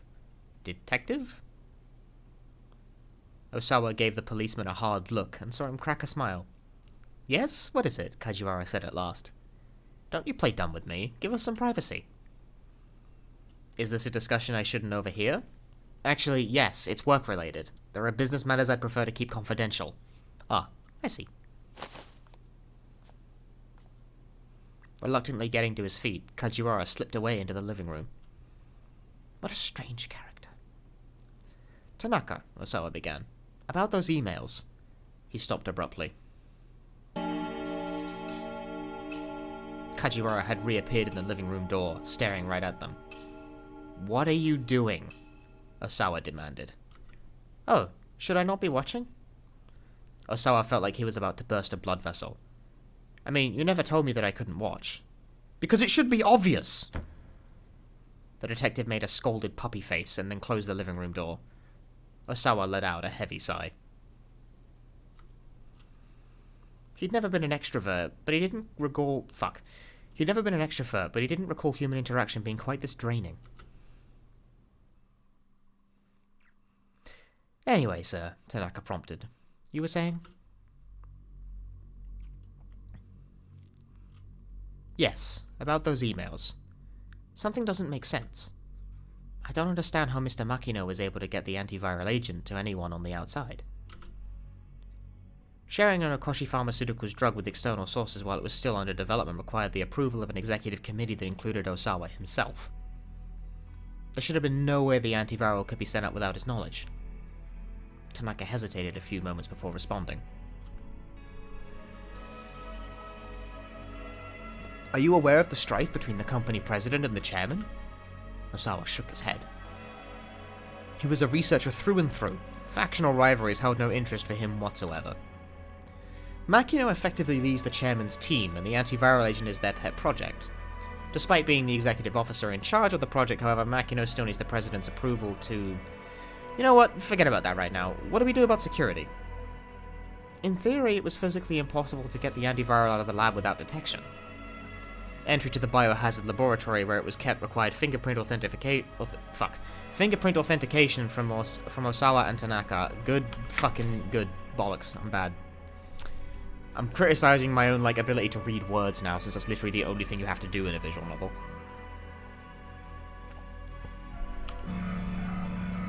Ooh.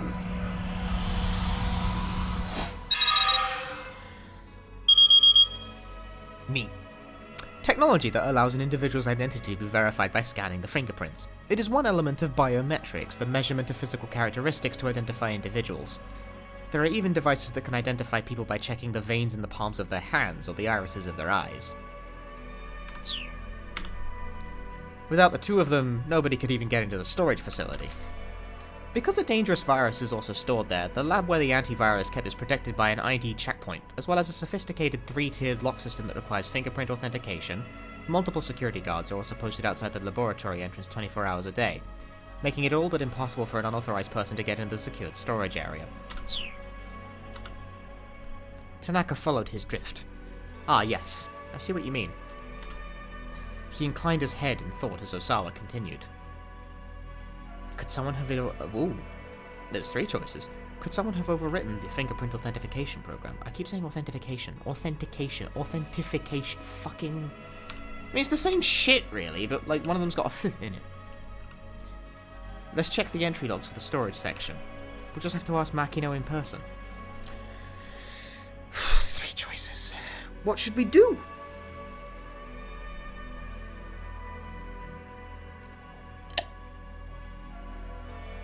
A surprising unanimous B from the chat. A B it is. Let's check the entry logs for the storage section. Anyone who wanted to get inside had to present their ID card to the security guard on duty. It should be possible to check the computer logs to see if there had been any suspicious activity in the system. Tanaka shook his head. I already checked the logs, sir. There was no evidence of anything suspicious. You're welcome to check for yourself, though, if you're that worried. No, I believe you. Yet the fact was that the antiviral had been used for clinical testing. Either Makino had taken it from the laboratory personally, or someone working on his orders had done so. But how? Was there really some way they could have bypassed lab security without anyone else knowing? Ozawa couldn't think how it would be possible. The living room door opened with a soft creak. It was Kajiwara, and he looked stiff and pale. Something terrible has happened, he said. Visions of tragedy flooded Osawa's mind. Maria, is she... Kajiwara shook his head. No, it's not that. What is it then? Ozawa asked, his voice trembling. Hi, Breespit. Sir, I need you to stay calm. Ozawa swallowed the lump in his throat, saying,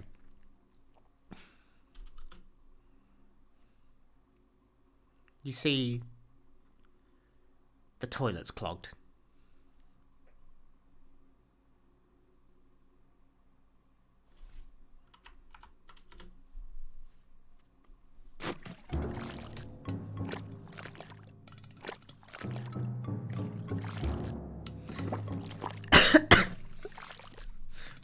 Plunger in hand, Ozawa stabbed vigorously at the recalcitrant toilet bowl, struggling to loosen the unseen blockage. Recalcitrant! Now that's a word!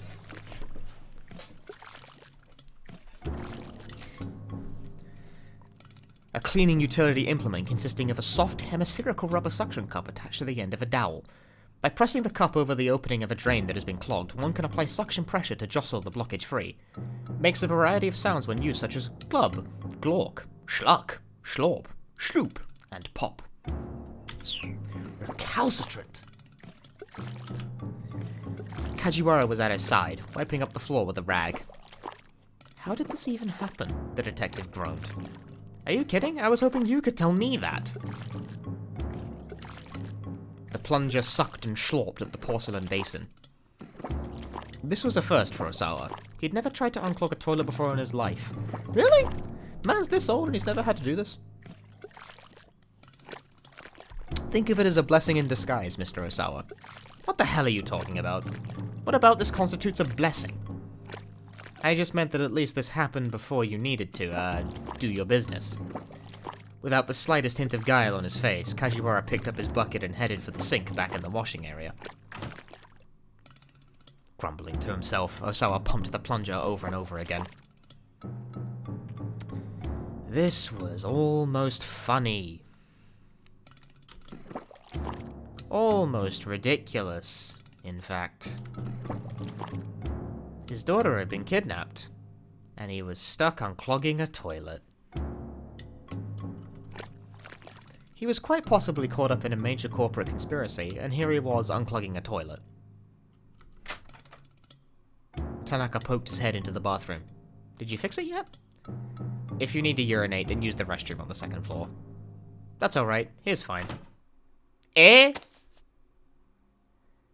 Tanaka stepped in beside him and abruptly shut the bathroom door. Now the two men were crammed together in the narrow lavatory. Hey, Ozawa hissed, what the hell are you doing? Tanaka made eye contact with Ozawa via the mirror. He spoke in a hushed voice. I've been waiting for a moment I could get you alone.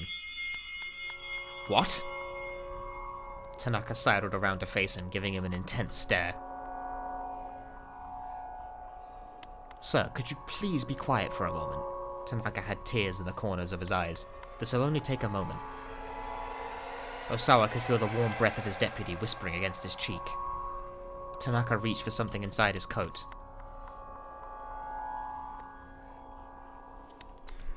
Do we plunge a weapon? Do we shove the man, or do we just accept our fate?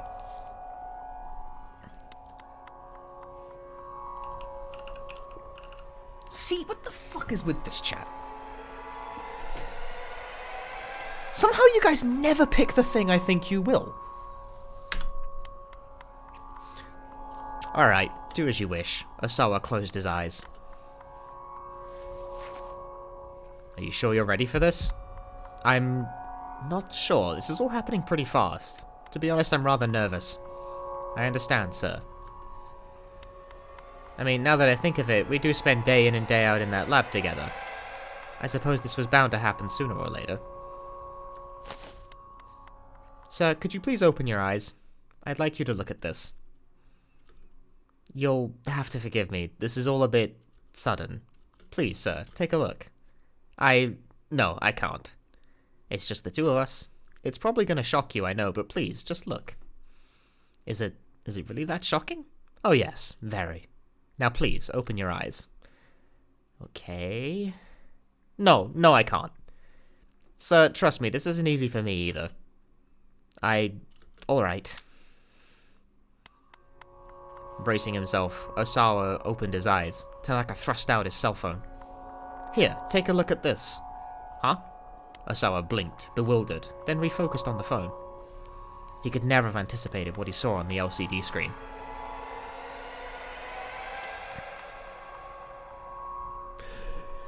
Keyboards!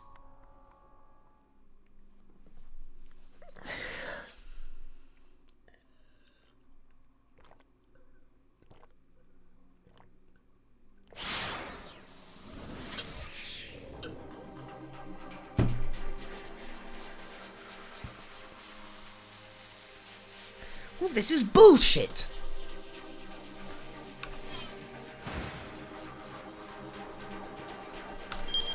Let's review the situation. Minori Kawa has not yet been played. Ozawa is currently stuck on a keep out. Tama is stuck on a keep out. Archie, we actually got all the way to the end of Archie's path pretty much immediately, but there's been 2 jumps here.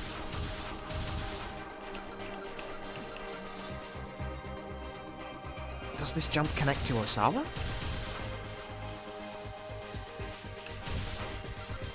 Cano is currently stuck at a bad ending caused by, I actually don't really know what, maybe one of these, hard to tell. Meaning all I really have to go on right now is Minori Kawa. If you'll excuse me, however, I'm going to grab another drink, because this is actually killing the throat.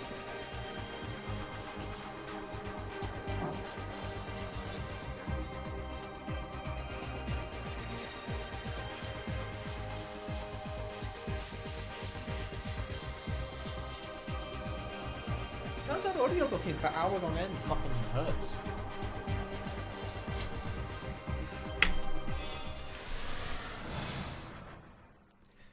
Minori Kawa stood on the sidewalk, weighing his options.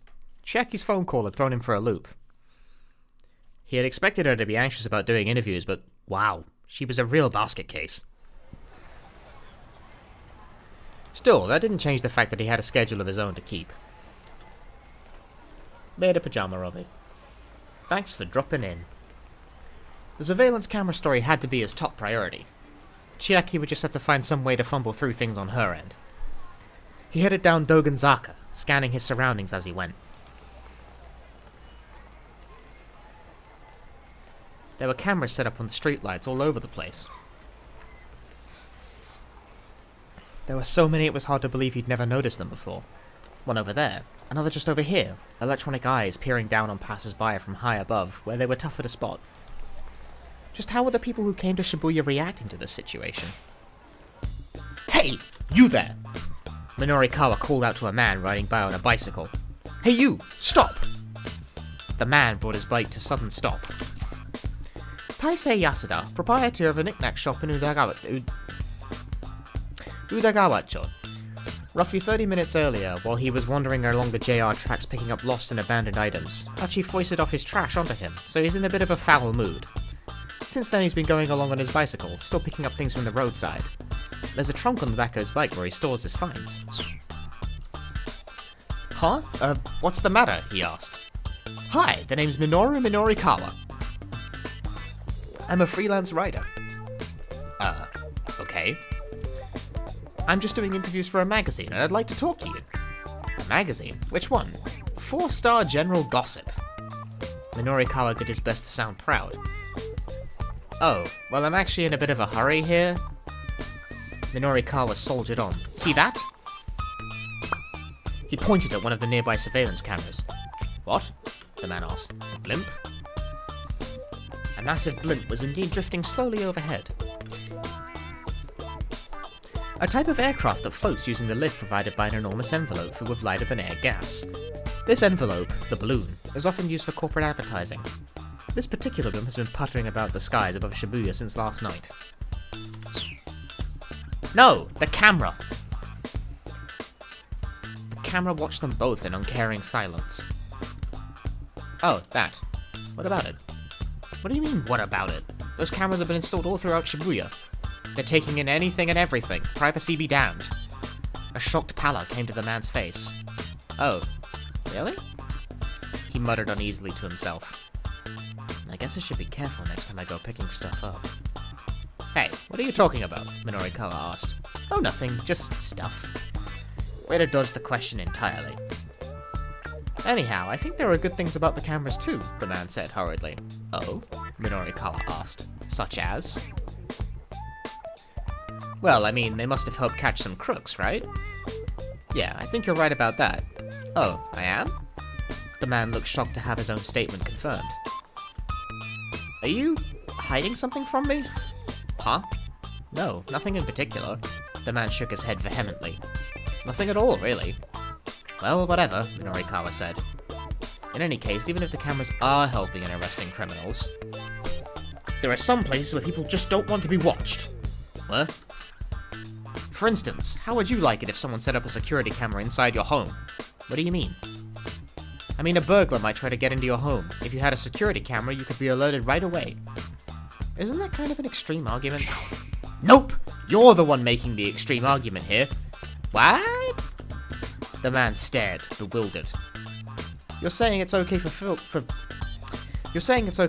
to film people around town as much as they might like, but not to take a look inside people's houses. Yeah, I guess I am. The man mumbled. Minori Kawa snorted.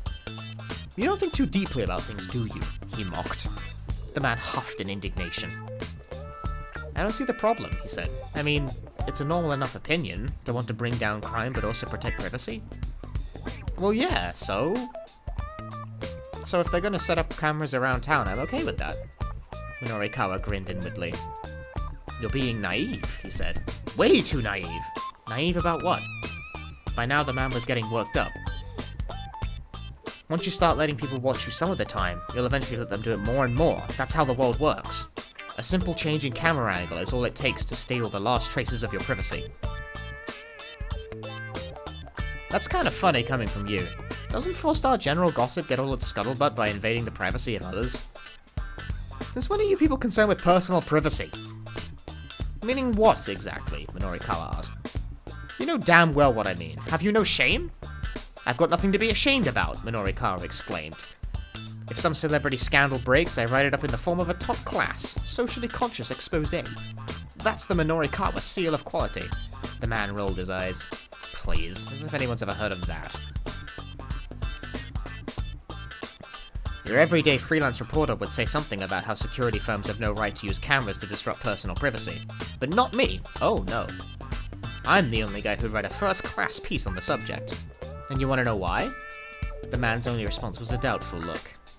Because privacy only exists for me to utterly demolish it!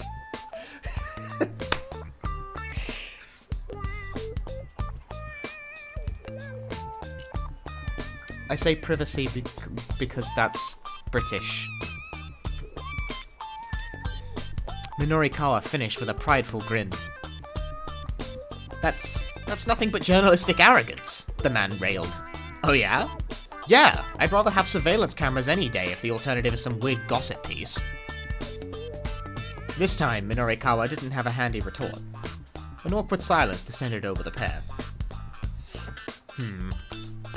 Right, I see. Minori Kawa muttered to himself as he busily scribbled in his notepad. The man was visibly taken aback. Thank you for your cooperation, Minori Kawa said at last. You gave me some good stuff. He held up a hand to forestall an angry retort. I realize I probably got you a bit riled up. You'll have to forgive me. Huh? The man peered up at Minori Kawa in disbelief. This is just my interview style. Sorry, I know it's a little unorthodox. Buddy, you're a weirdo, you know that? The man said. Yeah, I hear that a lot, Minori Kawa laughed. So can I go now? Sure, I'll quote you as passerby A in my article. Sure, whatever, the man muttered. He quickly sped off on his bicycle.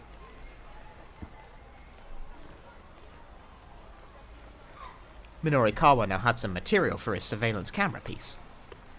He wanted to organize what he'd managed to put together so far. He decided to head toward his next interview location, keeping an eye out for a cafe where he could stop to work on his copy. He used the map included in the project proposal to guide him. It was hard to read the words and make out the details, but it looked like the Nokani building, where the Burning Hammer demo was being held, was just down Center Guy. There was no indication of which floor the event would be held on, however. That made him a little anxious, but he'd probably be able to find someone to point him in the right direction once he got to the building. He spotted a cafe up ahead. Coffee, please, he shouted as he strode inside. He slumped down in an open chair. Hopefully he'd be able to hole up in here until 1 o'clock, working on his article. If he couldn't have it done by then, finishing the whole issue by the end of the day would be a tall order. He pulled a cigarette from his overcoat as he waited for his computer to boot up.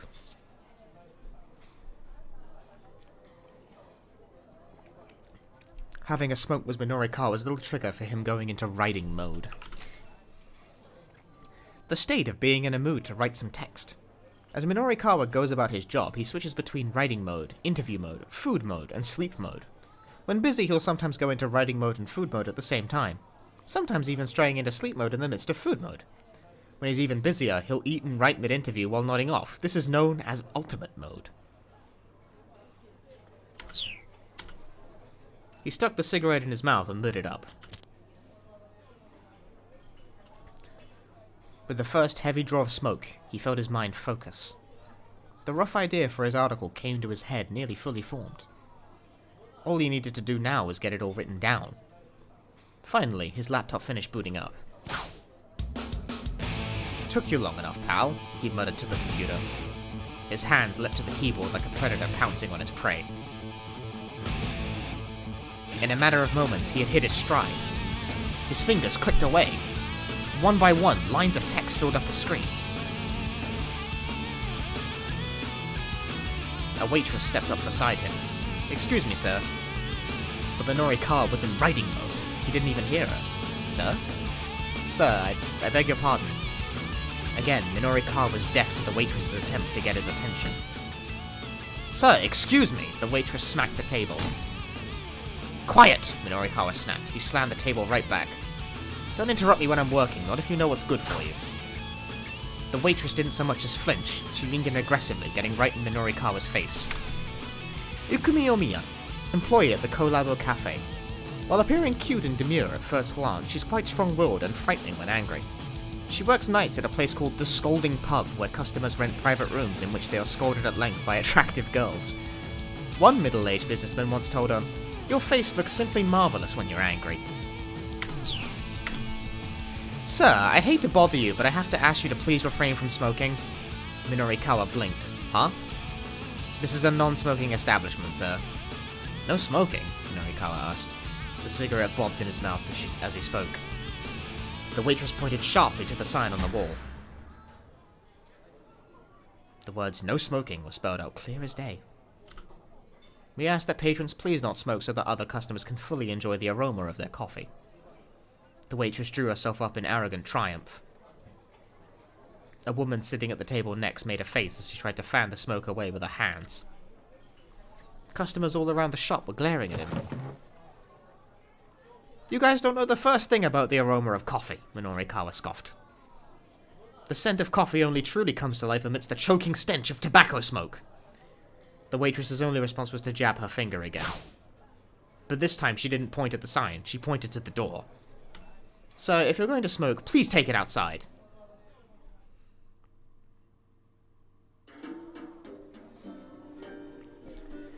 Sometime later, sitting inside the Café Lautrec, Minori Kawa hit up his third cigarette.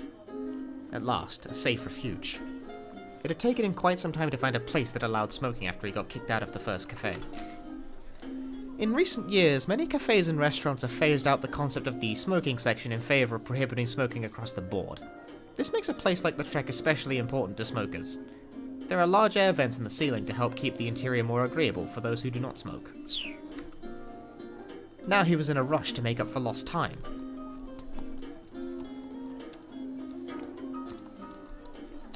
His fingers flew over the keyboard at lightning speed. The more he wrote, the harder he focused. At this rate, he'd have the story wrapped up in no time. "Today, you hear me?" A voice intruded suddenly on his awareness. One of the other customers was shouting. "You're breaking up with that fellow today." Minori Kawa's fingers drifted to a halt. "Shizuo!" He looked around to see where the voice had come from. An older man, red in the face, was shouting at the young woman who sat across from him. "Please, Dad," the woman pleaded. "Stop, you're making a scene." Ah, a father and daughter then. It was rare nowadays to see a father behave so imperiously toward his own daughter. Just how sheltered had he been trying to keep her? Minori Kawa couldn't see her face from where he was sitting, but his interest was piqued. Should we move to another seat where he could take a look, or should he remind himself that he needs to stay focused?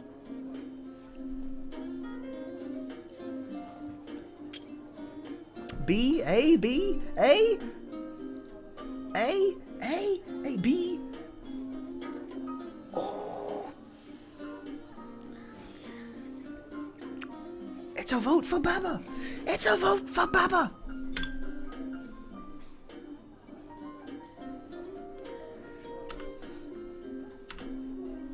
Gathering up his laptop, Minori Kawa switched to a different table.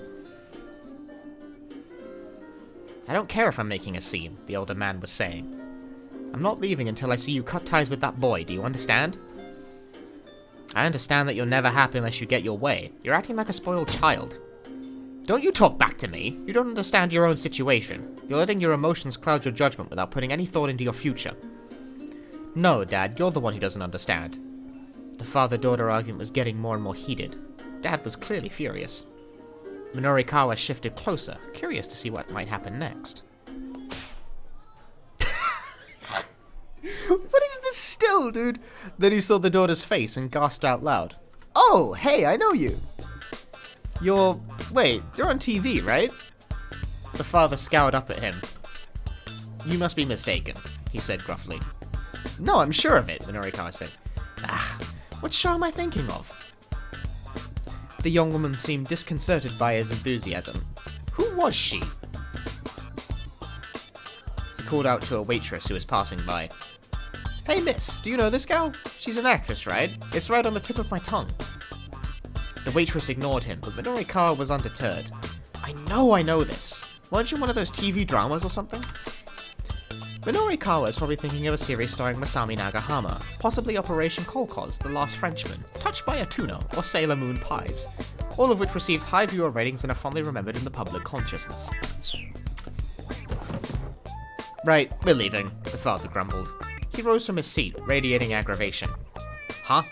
The young woman said, but... Not waiting to hear her objection, he grabbed her by the hand and stormed out of the cafe. Hey, hold on, Minori Kawa squawked. His plea fell on deaf ears. All he could do was watch them go, then shuffle back to his seat in disappointment. Damn it, what was her name? I should have asked for her autograph. Mumbling under his breath, Minori Kawa went back to typing. Minori Kawa's a 10!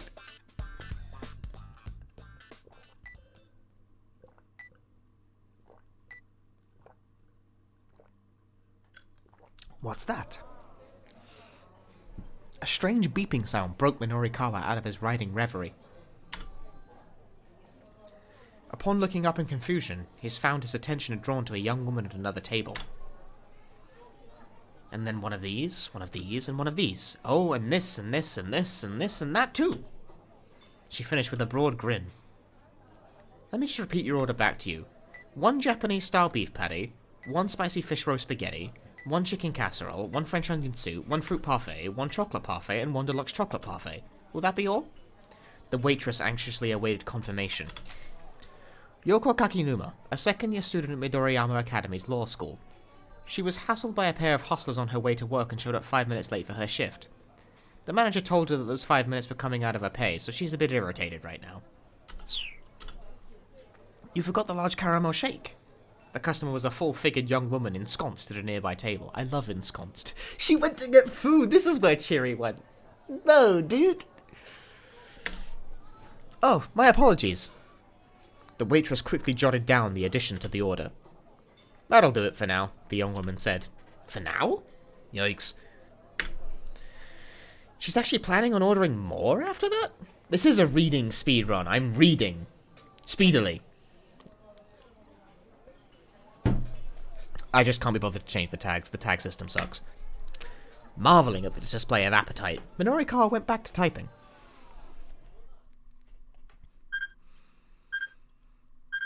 Beeping. Now what? He heard the strange beeping sound again, subtly different than the first time. And this time it was closer. Seriously, what the heck is that? I need to get to the bottom of this or I'll never be able to concentrate. Well, never mind. I need to finish on finishing this article. Pick one while I pee. And also get another drink.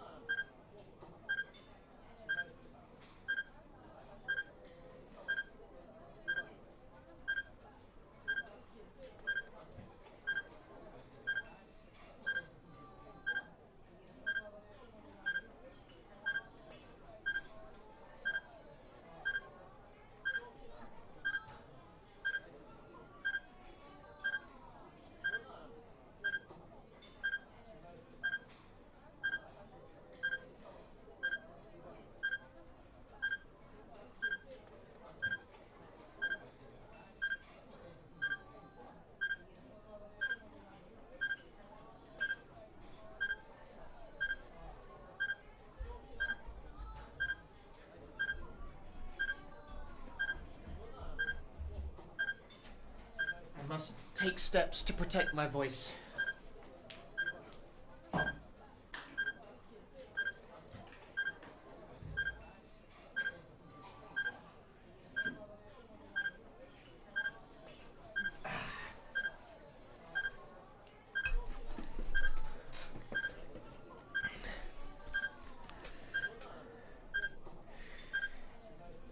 Okay, we have an A.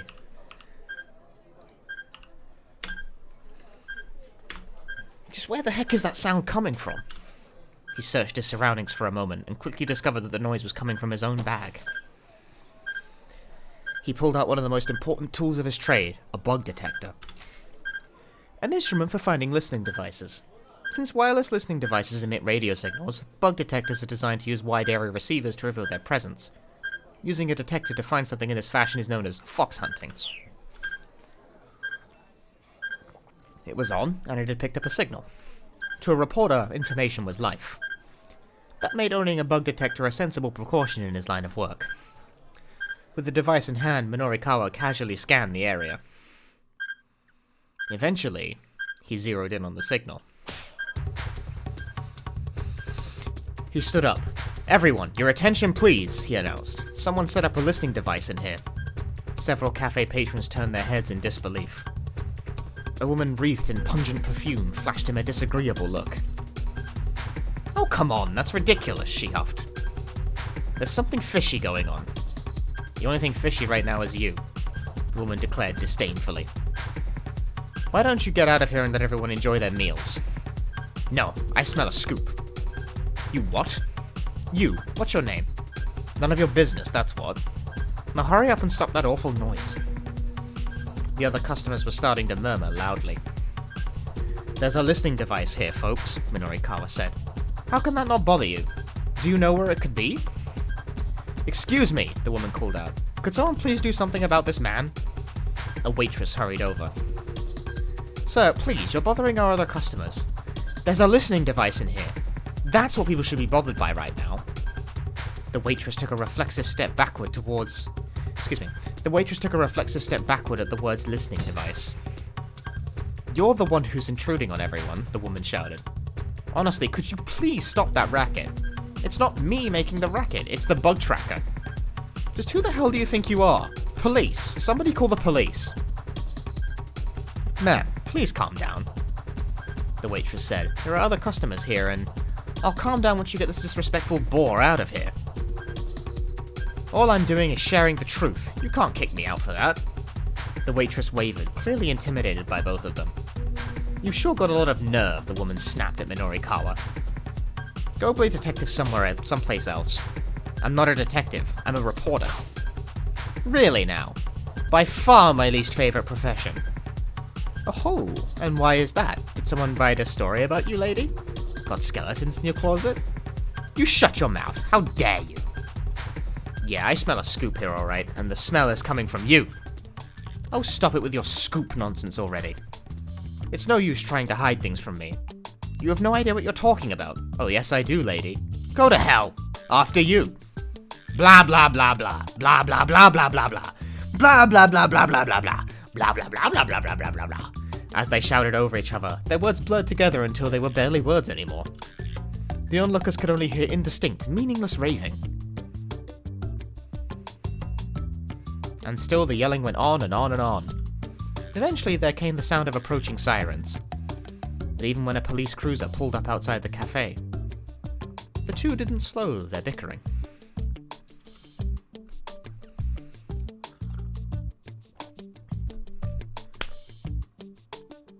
Sniffing through. Bundwind! Minori Kawa lost his cool and got drawn into an argument with a stranger, giving no thought to the consequences. By the time he came to his senses in a jail cell, it was too late to save 4-star general gossip. Maybe worrying about weird noises can wait. Right now, finishing up that article sounds like a better idea. Well, chat once again has fucked everything up, like a fool.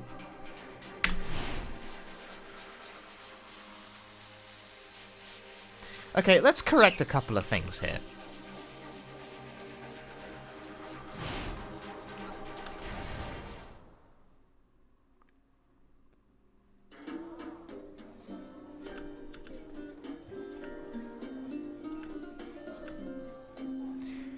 We already know that, like, choosing choice A is the reason why they leave.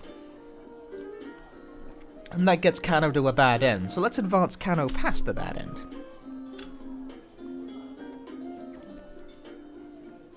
Besides, if this young lady looked anything like her father, he'd just as soon pass. Terrible. Minori Kawa went back to his typing.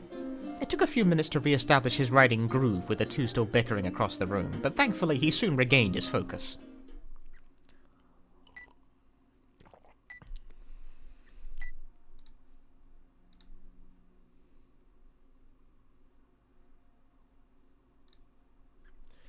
I just got like a 4-paragraph Discord DM.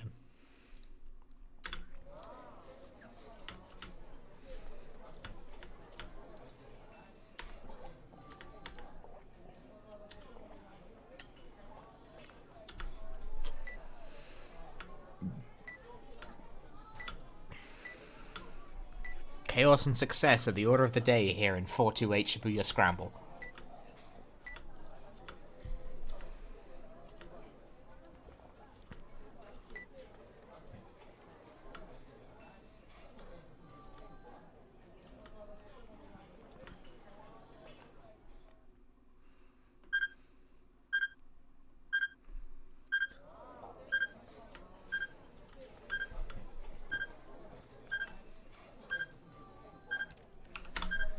Well, never mind. I need to focus on finishing this article. Minori Kawa immersed himself in his writing again. Before long, he stopped worrying about the curious sound.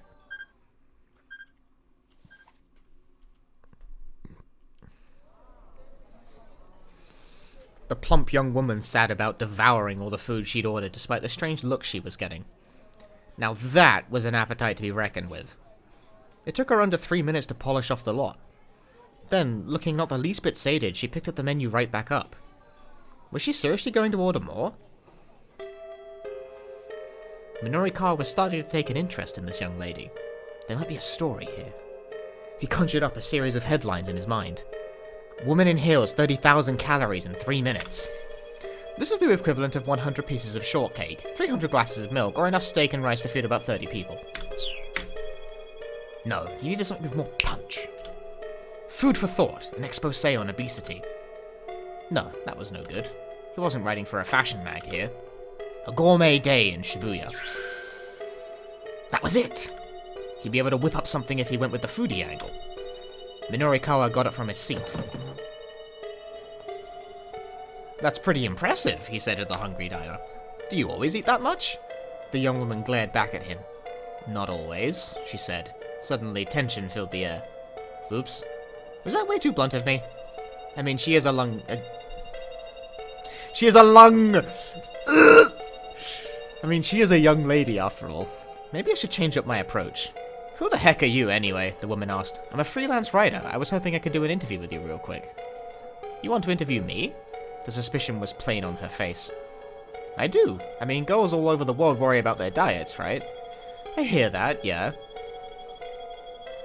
So would you be willing to share your secret or your technique or whatever for how to eat without getting fat? What, me? That still feels a bit patronizing, but okay. Sure. I mean, look at the figure you're maintaining despite eating all this food. The young woman's expression brightened up. Oh, you noticed? There's actually a lot that goes into all this. Yeah? The basic thing, though, is to eat 10 meals a day. Minori Kawa struggled to keep his jaw from dropping. 10 meals a day? She flashed him a chubby-cheeked grin. You don't know how diets work, do ya? She chuckled. Eating only 1 or 2 meals a day, that's what'll make you fat. You gotta space your food out into smaller portions throughout the day. That's the fundamentals of dieting right there. Right, but what happened to the smaller portions part? Minori Kawa had to bite his tongue. Ah, I see, he said. Any other pro-dieting tips you could share? Well, for the basics, I'd say always drink protein instead of tea, yeah? Drink protein all day? Seriously? Once again, it took all of Minori Kawa's willpower to keep his thoughts to himself. Let's see, what else? Oh, there's this stuff called Burning Hammer, too, but... She trailed off with a little wince. Wait, Minori Kawa perked up. Did you say Burning Hammer? Oh, you know it? I've heard of it, anyway, Minori Kawa replied. He decided he was better off keeping his plans to head to the sales demo a secret. There's a sales demo later on if you're interested, the woman said as if she were reading his thoughts. Though, full disclosure, I am working for them right now. She handed Minori Kawa an advertising pamphlet. There was a more detailed map for the venue included. What a stroke of luck! Now he didn't need to rely on the crummy map in the project proposal anymore. He'd have no trouble finding the venue with the building's various floors all broken down for him. And actually, I gotta get back to work, the woman said. Sure, thank you so much for your time. I'm going to hang back and finish up my copy here. The woman left the cafe and Minori Kawa went back to his laptop.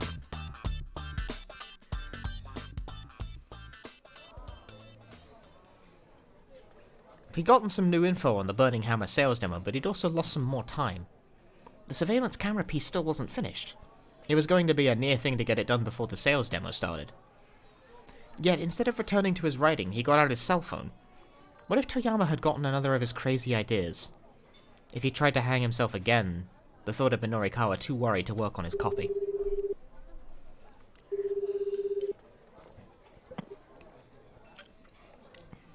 The phone rang several times before someone picked up.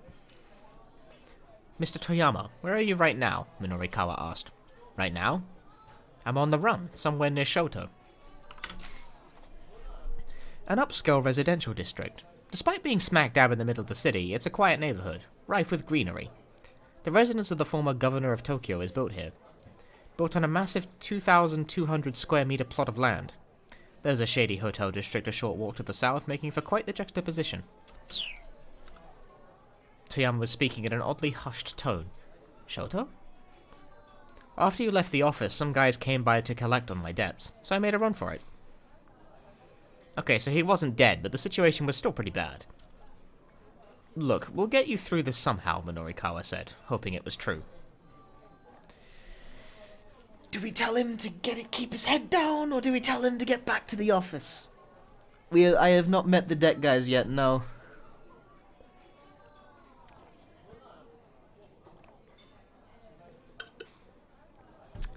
The sense of logic this game follows is fucking inscrutable, so I have no idea. Hey, it is. Just keep your head down and stay out of trouble. Stay where you are now. Stay where I am. But what am I supposed to do? Toyama's voice dropped in and out. It sounded like he was moving quickly. Find some place to hide and just lay low for a while, Minori Kawa told him. Alright, Toyama said weakly. He hung up. Minori Kawa let out a deep sigh, then turned back to his laptop.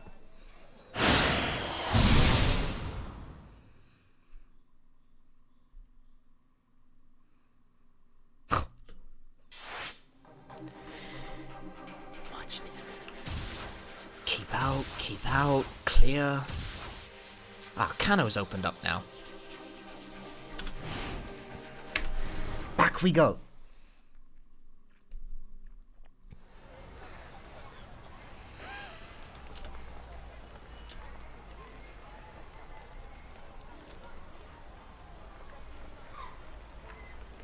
Shoot, it's bleeding pretty bad, he heard someone say behind him.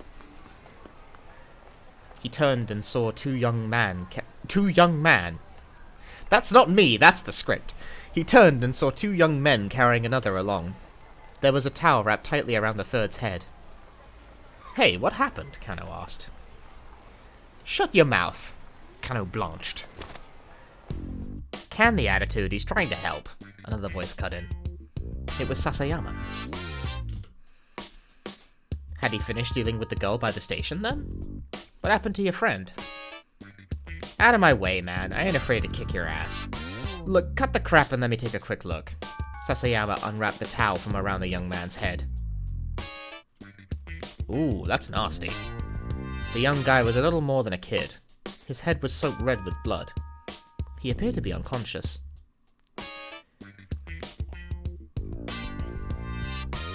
Do we take him to juvenile affairs, or do we take him to a fucking hospital?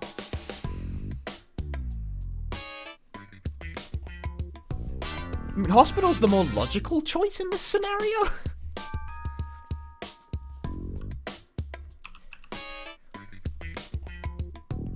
Chat decides to be logical today.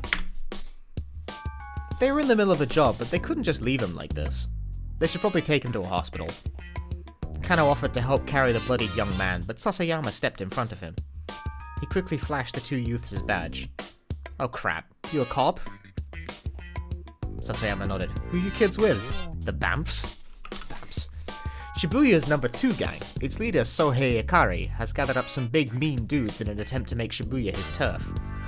The gang's leadership is inferior to that of SOS, but on an individual level, its members tend to be stronger in a fight. Word is that the rise of the Bamfs is one of the reasons SOS has been growing more combative recently. SOS? SOS, admitted one of the young men after some hesitation. Who attacked you? Yo, it ain't like that. What was it like then? Infighting? The young man was silent. Sasayama must have been right on the mark. In the course of his police duties, Cano picked up a fair amount of street gossip from the young people in Shibuya. Lately, the scuttlebutt about the legendary SOS gang was that they were dealing with some internal strife. Look, don't worry about it. I get it. There's a hospital just down that way. Hurry up and get him there. The young man batted off Sasayama's offered hand, then quickly hauled his friend away. Man, was that the dude Archie fucking socked in the fucking head earlier? Because dang! Sounds like SOS is on the verge of breaking up with all this infighting, huh? Cano asked. He kept his eyes on the young men as they headed off. Yeah, seems like it's been pretty rough. You know, what with the original leader leaving and all. The detectives in juvenile affairs were well acquainted with SOS's original leader. That would be Archie Endo. Initially, SOS was nothing more than a small group of like-minded young people who hung out together, but as its membership grew, the general public began referring to the group as a gang. Word has it that back when Archie was in charge, gang members never started any conflicts themselves, but simply responded in kind when others brought fights their way. The stories were like something out some after-school special. There were tales of them taking down gangs who sold drugs to kids, or breaking into Yakuza front offices to save their friends. The detectives with juvenile affairs took these stories with a grain of salt, but if there really were young people like that out there, Cano hoped to meet them someday. The guillotine. Maybe it's that instead. Oh baby. The detectives had to hurry to catch up with the man they were tailing. He was still strolling along, seemingly in no particular hurry. They kept him in sight as he crossed another pedestrian overpass and circled back around. Still following the same MO, huh? Sasayama grumbled. Guess so, Cano said. How things go with the girl? He was careful not to take his eyes off the mark as they talked. I managed to calm her down and get her on a train. She was going on about how she wanted to go someplace far, far away, but whatever, it's all good now. I feel kinda bad about the whole thing, Cano said. Well, she's not pertinent to the case anyhow. Guess it's back to dogging this guy. Sasayama nodded toward the suspect, looking none too pleased. So, Sasayama, I'm thinking the attaché case is going to get handed off again any moment now. Huh? Sasayama peered at the mark, who was scanning the plaza he just entered, apparently looking for someone. Excuse me. I take one side, you take the other? Cano suggested. Sasayama's eyes went wide. Say what now?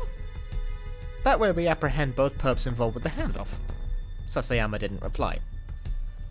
Look, HQ isn't thinking about the hostage's safety, Cano said, but that needs to take priority here. Sasayama's face took on a rare salinity. Disobeying a direct order is not something to do lightly. A detective's behavior is governed by the Local Public Service Act. Article 32 states that a detective is to faithfully follow all the orders of his superior in the course of his duties. Violating this is punishable by a warning, reduction in pay, suspension from duty, or dismissal. In the event of a warning, not only is the individual expected to submit a formal letter of apology, but pay rises may be delayed or performance bonuses cut.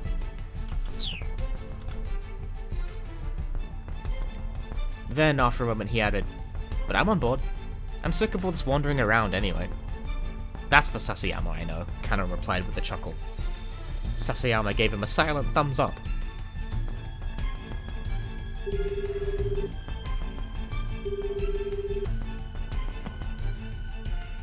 The two detectives took up position on the opposite sides of the plaza. Cano called up Sasayama on his cell phone. "You ready?" he asked. "Just give the word." There were only two non-Japanese people in the nearby crowd. Both were eyeing their surroundings anxiously. Cano was certain the handoff was about to take place. And then? Well, if it isn't Mr. Toyama. Kano's ears perked up at the sound of an aggressive greeting, the voice dripping with feigned cheer. He whirled around. I'm not doing good with the words today. He whirled around to see two rough-looking young men confronting a father and his daughter. The older man looked pained. "Please, just hold on," he said placatingly. "I thought we agreed on 4 o'clock?" The young man snarled. "Don't you try and play dumb with us, buddy." "It's nothing like that, I swear. My girl was just hungry, so I just stepped out to..." "Yeah? How come you didn't just order delivery, huh?" "Ah, yes, right. I suppose that would work too." "Don't you me, man." Cano watched the argument uneasily. The stranger's altercation put him in a bit of a spot. The crook he was tailing probably wouldn't risk handing off the case with an uproar like this going on. "What's going on over there?" Sasayama asked. "I'm not sure," Cano replied. "Looks like some kind of argument. The suspects are gonna get wary on us. It's gonna screw up the whole handoff." "Yeah, I know." "So do something about it and get over here," Sasayama said. "What?" "Find some way to shut them up and then get over here." "Oh, sure. Alright." Cano headed toward the argument. He was only halfway there when Sasayama called again. He sounded panicked. "Hey, Cano!" He made a run for it. "Huh? Oh, crap!" The man they'd been tailing had vanished in the brief time Cano had taken his eyes off of him. Was it a mistake? "Wait up!" Cano shouted. Sasayama was racing after the suspect and Cano rushed to join him. The man was surprisingly quick, however, and neither detective managed to catch up. In fact, they soon lost sight of him amidst the teeming crowds. Frantically, they dashed through the streets as fast and as hard as they could.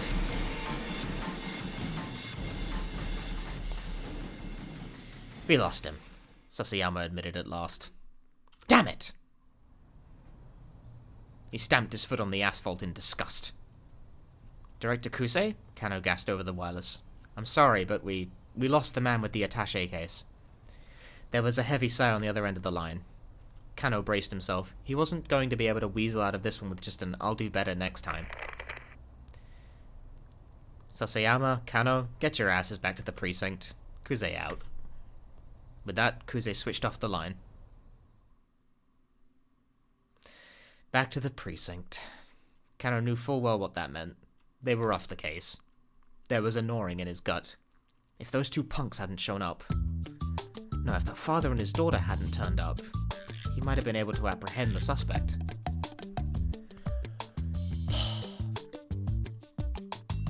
"Ah, don't let it get you down," Sasayama said. "I mean, paper pushing can be kind of fun." The look on his face, however, suggested he didn't think it was fun at all. Not one bit. With the air of two men heading to an execution, Cano and Sasayama trudged back toward the Shibuya precinct.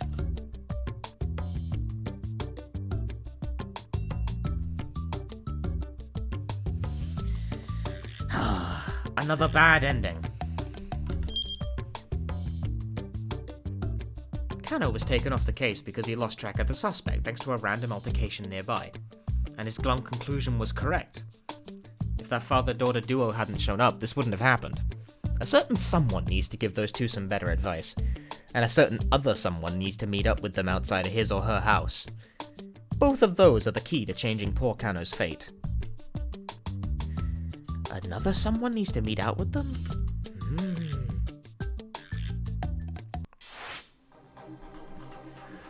What a pain!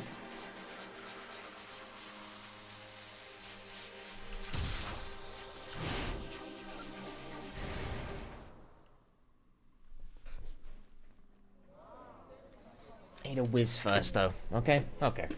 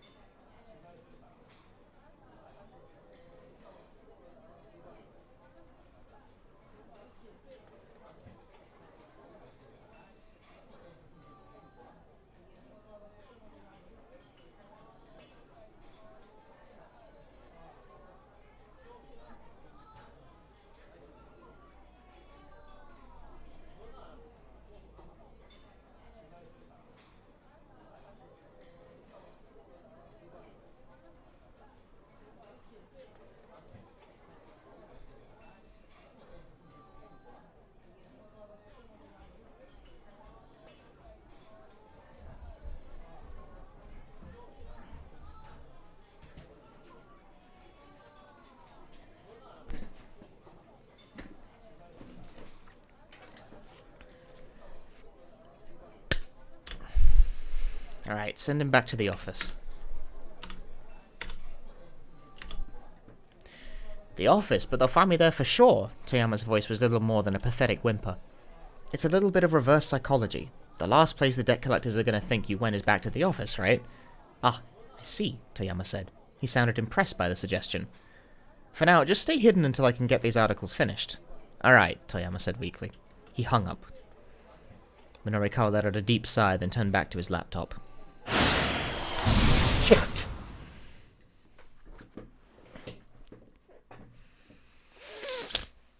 But what here?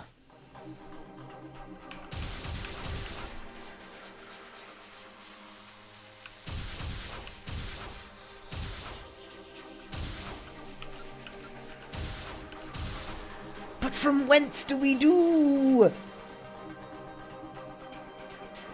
A jump?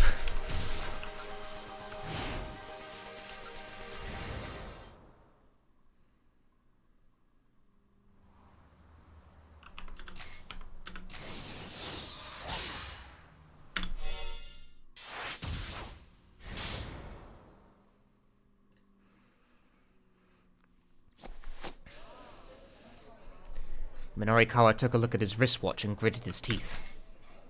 By the way, what sort of impression do you have of this wristwatch? Just respond with whatever happens to come to mind. It looks a bit fancy, I guess. Damn, is it that late already? He needed to head for the sales demo. The surveillance camera article wasn't done, but he'd just have to leave it where it was for now.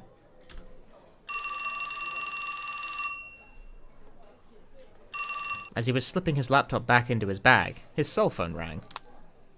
He looked at the screen and saw Chiaki's name listed as the incoming caller. Was she done with her interviews? Hurriedly, he picked up. Chiaki, how's it going? Several wet sniffles came through the receiver. Hey, are you crying? It's no use. Chiaki's voice was indeed punctuated by sobs. People won't stop to talk no matter how hard I try. Oh, come on, this again? Really? I can't do it. Don't worry about paying me, please just let me go home. Minori Kawa was already operating on a too-tight schedule. He didn't have time to worry about Chiaki on top of it all. Look, just slow down and take a breath. Try and keep at it a little longer. He should have seen this coming when he first called her. Her shyness was practically pathological. But if he cut her loose now, all this frustration would be for nothing.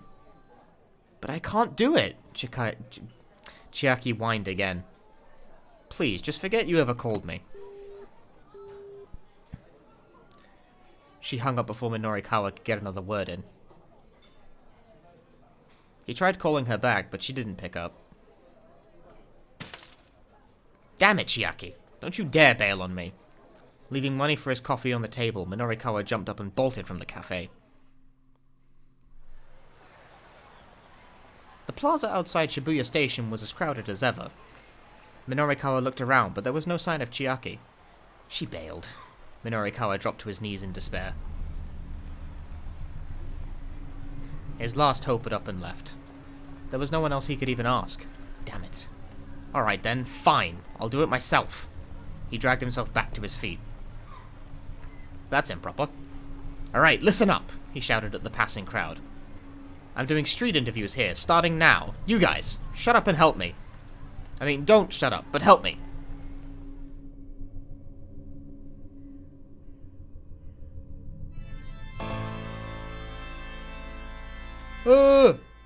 He wound up blowing way too much time just to get 2 pages worth of content, leaving himself unable to finish the other articles. In the end, the issue of 4-star general gossip never made it to the newsstands, and Heaven Publishing went down for the count.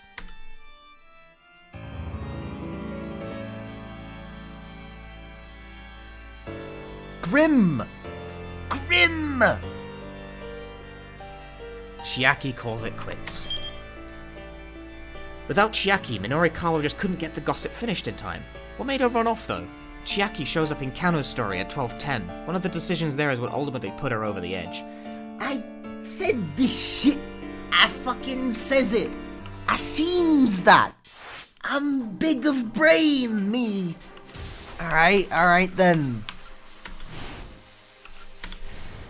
I told you that was Chiaki. Not fucking brain enough to make the right decision. But then getting bad ends is actually good, so maybe I made the great decision. Although actually I let chat make that decision. Let's ignore it. She can't be involved with this, can she? Sasayama flashed him a skeptical look. Don't let your preconceptions get the better of you. Could get you killed. Fixed notions one has about something before the facts are known can be a hindrance to thinking freely. If you think about it too hard, you might fall victim to the preconception that preconceptions themselves are always bad. None did. I know that, but still, she doesn't come across as involved to me. Cano knew better than to judge people based on appearance, but he was still convinced the girl wasn't part of this gang. She just struck him as far too, well, inept, really. Alright, I'll go look into the girl, Sasayama said. You keep following the attaché case. Cano nodded and hurried after the man. Well, this is the same dialogue as usual. Can I, like... Oh, it's gonna be a hassle.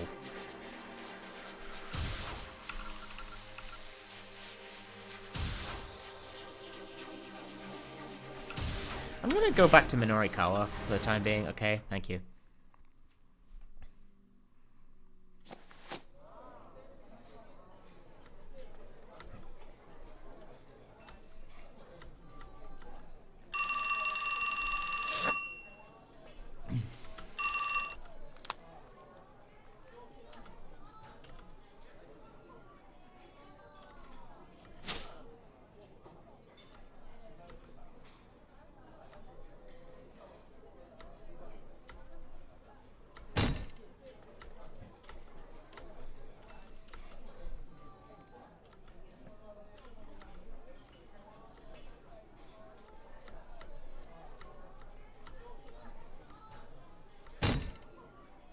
Oh, different. Look, just calm down. Minori Kawa was practically screaming into his phone. Just stay where you are until I get there, okay? Got that? Whatever you do, just don't move. Leaving the money for his coffee on the table, he strode out of the cafe. Street interviews were tougher than they looked. Not many random passers-by were willing to stop and do a back and forth. Still, being able to talk to people on the street was a fundamental skill for a freelance reporter. All Minori Kawa wanted was for Chiaki to put in a little effort and make it happen. Although he found her personality frustrating, he actually quite liked her writing. Reading her words, you'd never guess what she was like in person. If she could just break the right story, he was sure readers would be quite taken with her. There was no time like the present.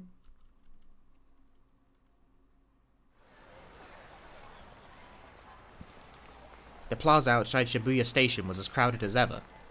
Minori Kawa looked around and soon spotted Chiaki. Hey, what are you doing? He asked. She was hunkered down in front of the statue of Hachiko, squatting in an odd position. A group of kindergartners was gathered nearby, peering at her with sadness in their eyes, like she was a stray dog or something. A pair of girls from Midoriyama Academy's kindergarten. They always hang out around the train station after school. They're quite fond of killing time inside the Tokyo 5000 series display car, the new landmark by the Hachiko entrance. The beat cop at the station's police box has nicknamed them the Kinder Partners.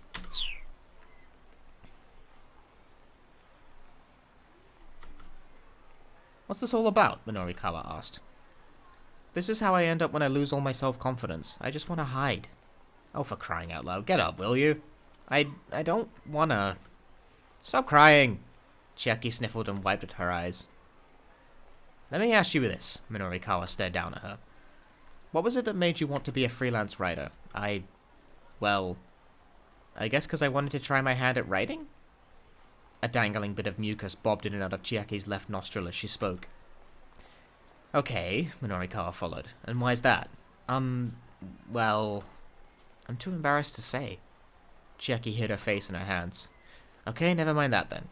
Right now you have a task that's been handed to you. You can't just say you can't do it. Minori Kawa tried to keep his tone calm.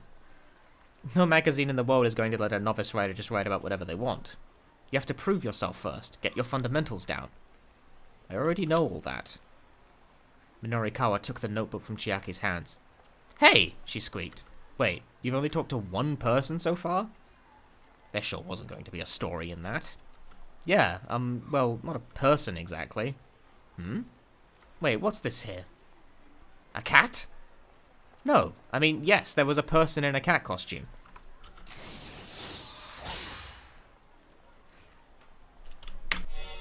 Yeet!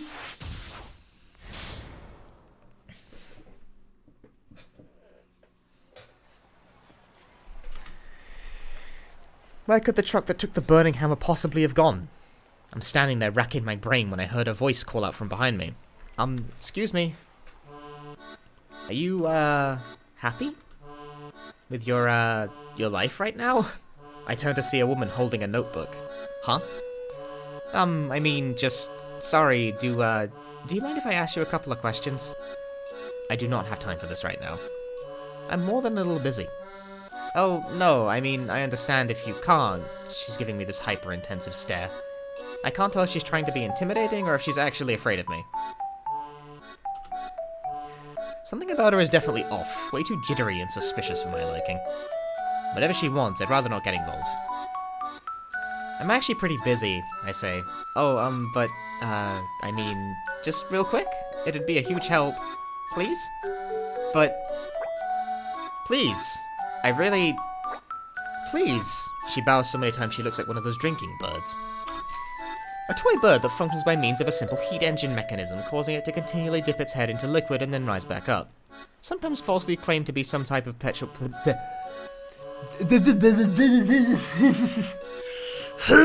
Sometimes falsely claimed to be a type of perpetual motion device.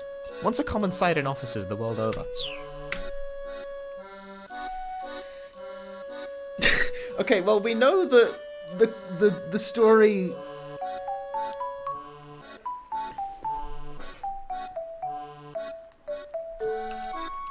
The story demands that, like, A occur, but B is therefore an option, which is interesting.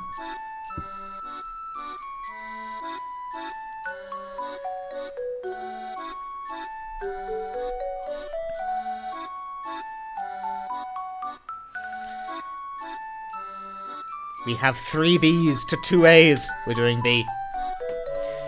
This girl is kind of creeping me out. I decide to ignore her and move along. She refuses to back down, however.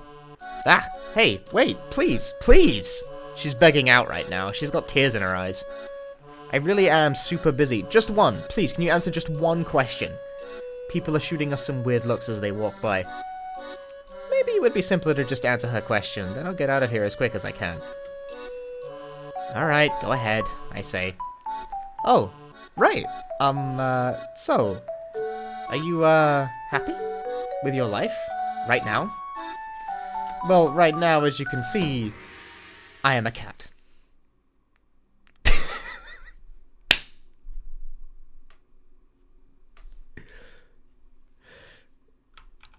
Hi. Oh, a cat. Yes, I see, a cat. So, yeah, I'll put down cat. She just writes the word cat in her notepad. Okay, thank you so much. Sure, I murmur. Later. I head off in search of the burning hammer once more.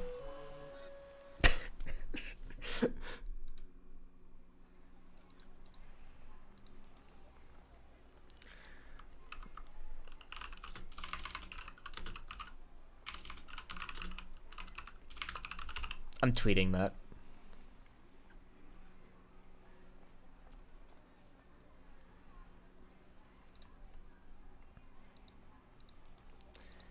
I tweeted that.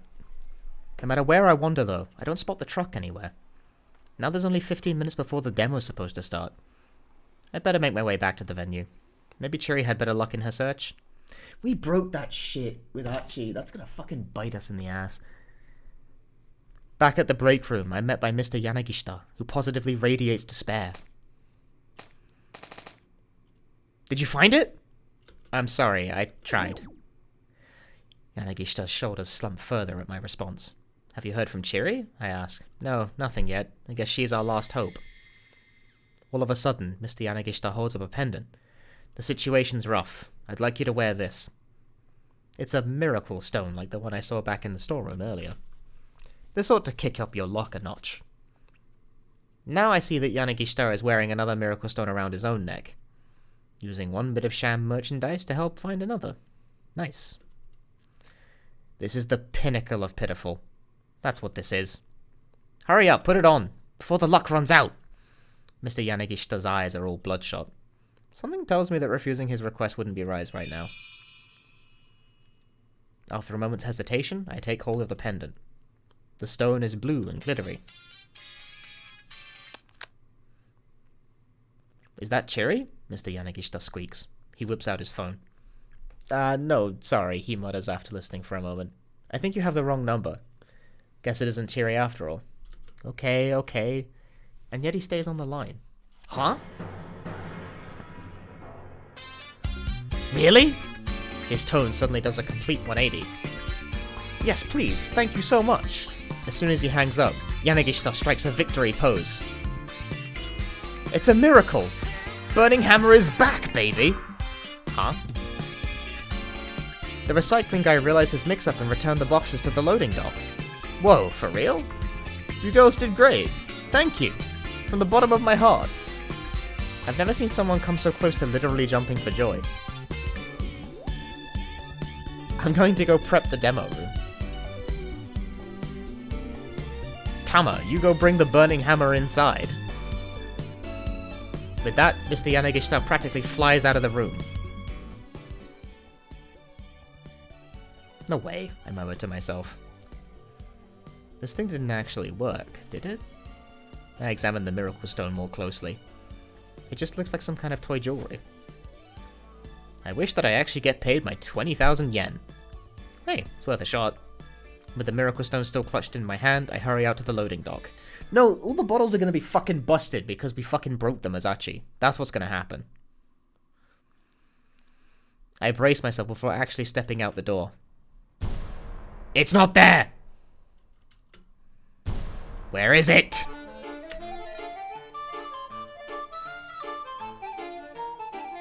I look and I look, but I see no sign whatsoever of any burning hammer. In a panic, I call the recycling guy. Well, I definitely returned it to the loading dock, I can assure you of that. If you're telling me it's not there now, unfortunately that isn't my responsibility. He hangs up. Didn't even sound like he cared. I look around a little more, but to no avail. Yeah, it's definitely not here. Did someone else take it, maybe? As I hang my head in dismay, a middle-aged man in a sanitation uniform passes by holding a big garbage bag. He flashes me a curious look. What do we do, Tama? Mr. Yanagishita freaks out when he hears the burning hammer's missing. Please, you gotta give me something. I'm not really sure, sir. Now my boss is an even bigger wreck than he was before. This job is toast. Any money I was going to get paid is going up in smoke. Just like all my hopes and dreams at this point. I guess maybe we could try selling the Anagotchis or something? It's not much of a suggestion, but it's all I've got. Mr. Yanagishita looks at me intently. Wait, what did you just say? Huh? What did you just say? Or something? No, before that. I guess maybe we could try selling the Anagotchis? I can almost see the wheels turning in his head as the smile slowly creeps back onto his face. That's it. That's it! That's it! I'm certain I see an actual gleam in his eyes. Right then! I guess that's our only real option. No, wait, this is a sign. That burning hammer didn't just vanish by coincidence, oh no. He jolts to his feet, his eyes still positively aglow. Oh my fucking god. Alright, see you later, Anagotchis. We're about to knock you right out of the park. Tama's so good. This story's so good.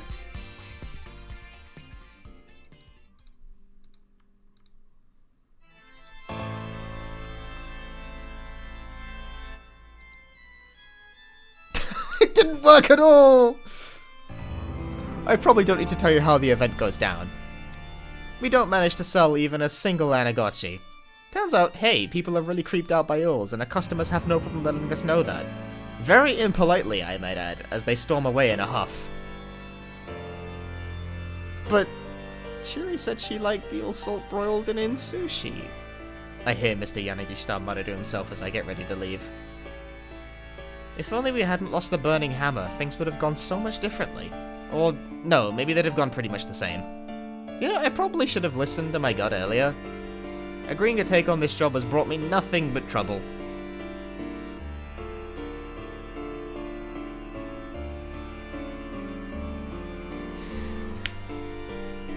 dead end. It was not Anagotchi, dude. Oh, nobody's gonna have any luck selling digital pets to customers who are looking for a health food demo, but why did the burning hammer disappear anyway? Well, the sanitation worker Tama saw had found another pile of trash to dispose of. Sometime close to 12:40, someone winds up breaking the bottles, turning them into useless garbage.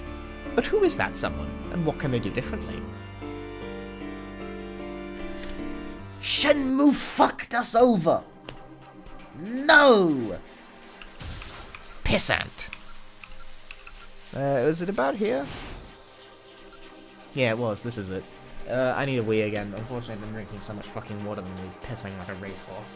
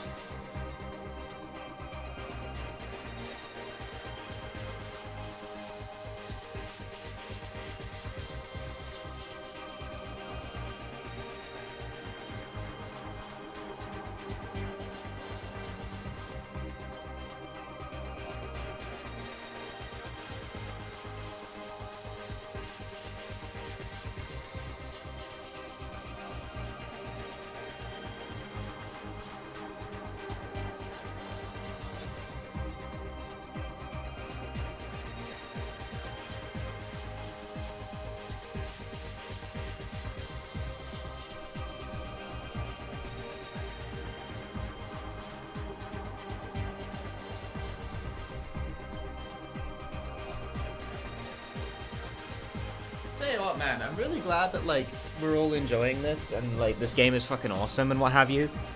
But I also really wish I hadn't committed to, like, audiobooking the whole fucking thing, because this is a long game, and I can't do it in, like, a single sitting because it's long, and it starts to actually physically hurt my throat after this long. Like, that's all very challenging.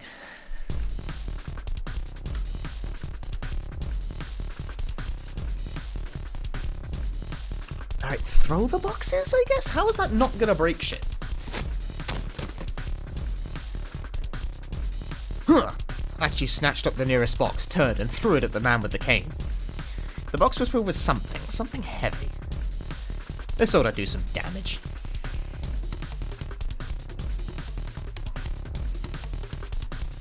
He watched with satisfaction as it struck the assassin in the face. The man staggered sideways. Here, have another! One by one, Archie hurled every box in the pile. And one for the road. The last box wasn't properly sealed. It broke open as it struck their pursuer, sending several bottles flying. They shattered as they crashed onto the street, splashing red liquid.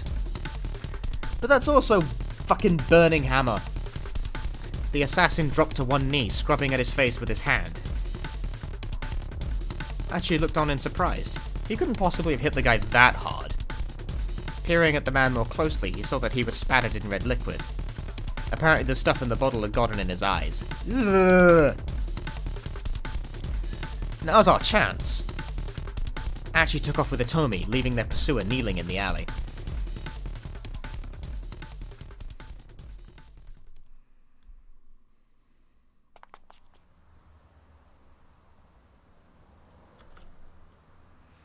Right, well now we're back here. Yeah, that continues along the same path as it did before. No need to repeat that. Back to Tama.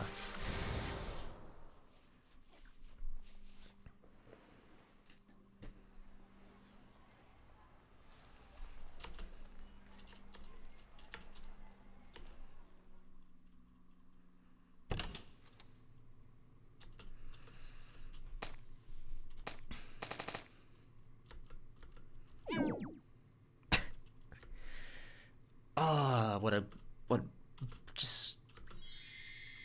This is so brilliantly, like, shot and put together.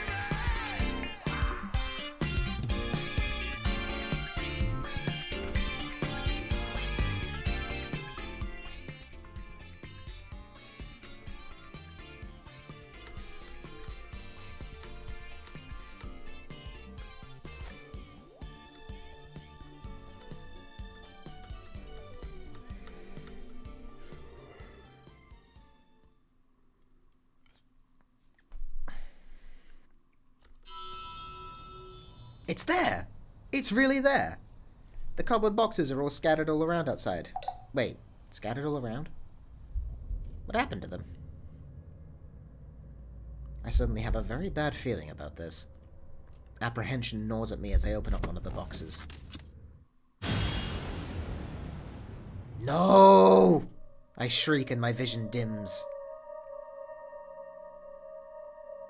The box is full of bottles of burning hammer.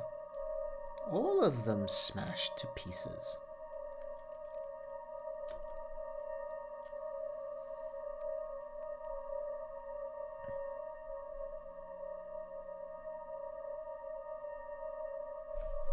Masaka! Wait, so but that's like the same... Okay, sure. I mean, okay, that change is kind of arbitrary, but whatever. Okay, now what? Tama's clear. Archie's clear. Cano's still a fucking wreck. Minori Kawa's kind of close, I guess, but...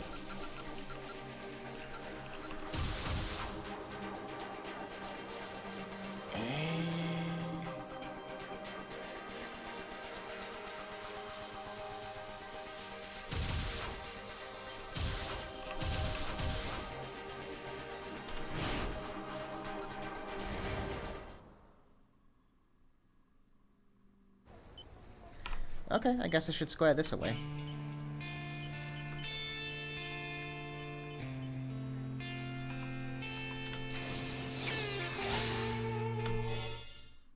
Yeet!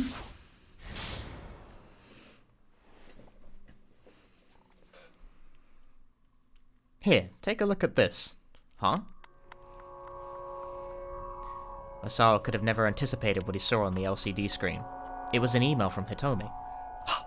Stifling an exclamation, he scanned the contents of the message. See, that makes sense. There's a man following me. He has a gun and I think he's trying to kill me. I'm safe for the moment, so try not to worry. The kidnapper warned me and told me not to contact my family or the police. Well, you fucked that up. Please keep this email a secret. Nah, it's tight though. But didn't Hitomi give the kidnapper the ransom? Ozawa said. What could anyone want with her now? Tanaka shook his head, uncertain. He wouldn't know any better than I would, I suppose. Do the police know about this? And if so, why haven't they said anything? He felt himself starting to tremble as he searched for answers in Tanaka's silent gaze. Do you think this could be related to that other thing? I doubt it. If it were, why would they go after Hitomi? I suppose you're right, but... Ozawa was shaking outright now. Tanaka laid a hand on his shoulder. First, just calm down and let's think about what we know about the kidnapper. His composure helped Ozawa keep himself under control. They've taken Maria, the vice director continued quietly, along with a ransom of 50 million yen, and now they're after Hitomi. His gaze sharpened. Sir, do you think this could be someone who holds a personal grudge against you? A grudge? Ozawa considered. He couldn't think of anyone who would have a reason to attack him. He'd been too caught up in virus research since his time in school to have formed any hostile rivalries. He didn't have any enemies that he knew of. Maybe someone's jealous that I became head of a laboratory? He suggested doubtfully. He had held his position for years at this point. Yeah, this is quite the fucking shot, by the way. This is from the toilet bowl. Why would that spur someone into kidnapping his daughter now? Has anything happened recently? Tanaka asked. Anything strange since you got back from overseas? Since I got back? Osawa's heart skipped a beat, then started pumping faster. The first thing that came to mind was the solicitation he got from the American laboratory.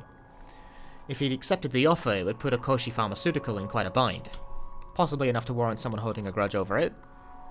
But the only other person who knew about the potential transfer right now was his wife, I. No, Ozawa said, nothing. Not that I can think of. He couldn't bring himself to discuss the transfer with Tanaka. He felt a surge of guilt for contemplating leaving his trusted assistant behind. If he did make the move to America, he planned to recommend that Tanaka replace him as department director. Still, he didn't expect that to make up for his abandonment. Alright, I'll see what information I can find then, Tanaka said. The kidnapper had forbidden any contact with either family or the police. But Tanaka was outside of that circle, and he knew how to handle himself with discretion. I'm sorry to have to put this on you, Ozawa said. And thank you. For now, let's see if we can get Hitomi to exchange some more emails. An uncomfortable thought suddenly occurred to Ozawa. He blurted it out without thinking. Why do you have my daughter's contact information on your phone? Tanaka gave him a worried look. Sir, I promise I can explain once all this is over. And with that, he stepped out of the bathroom.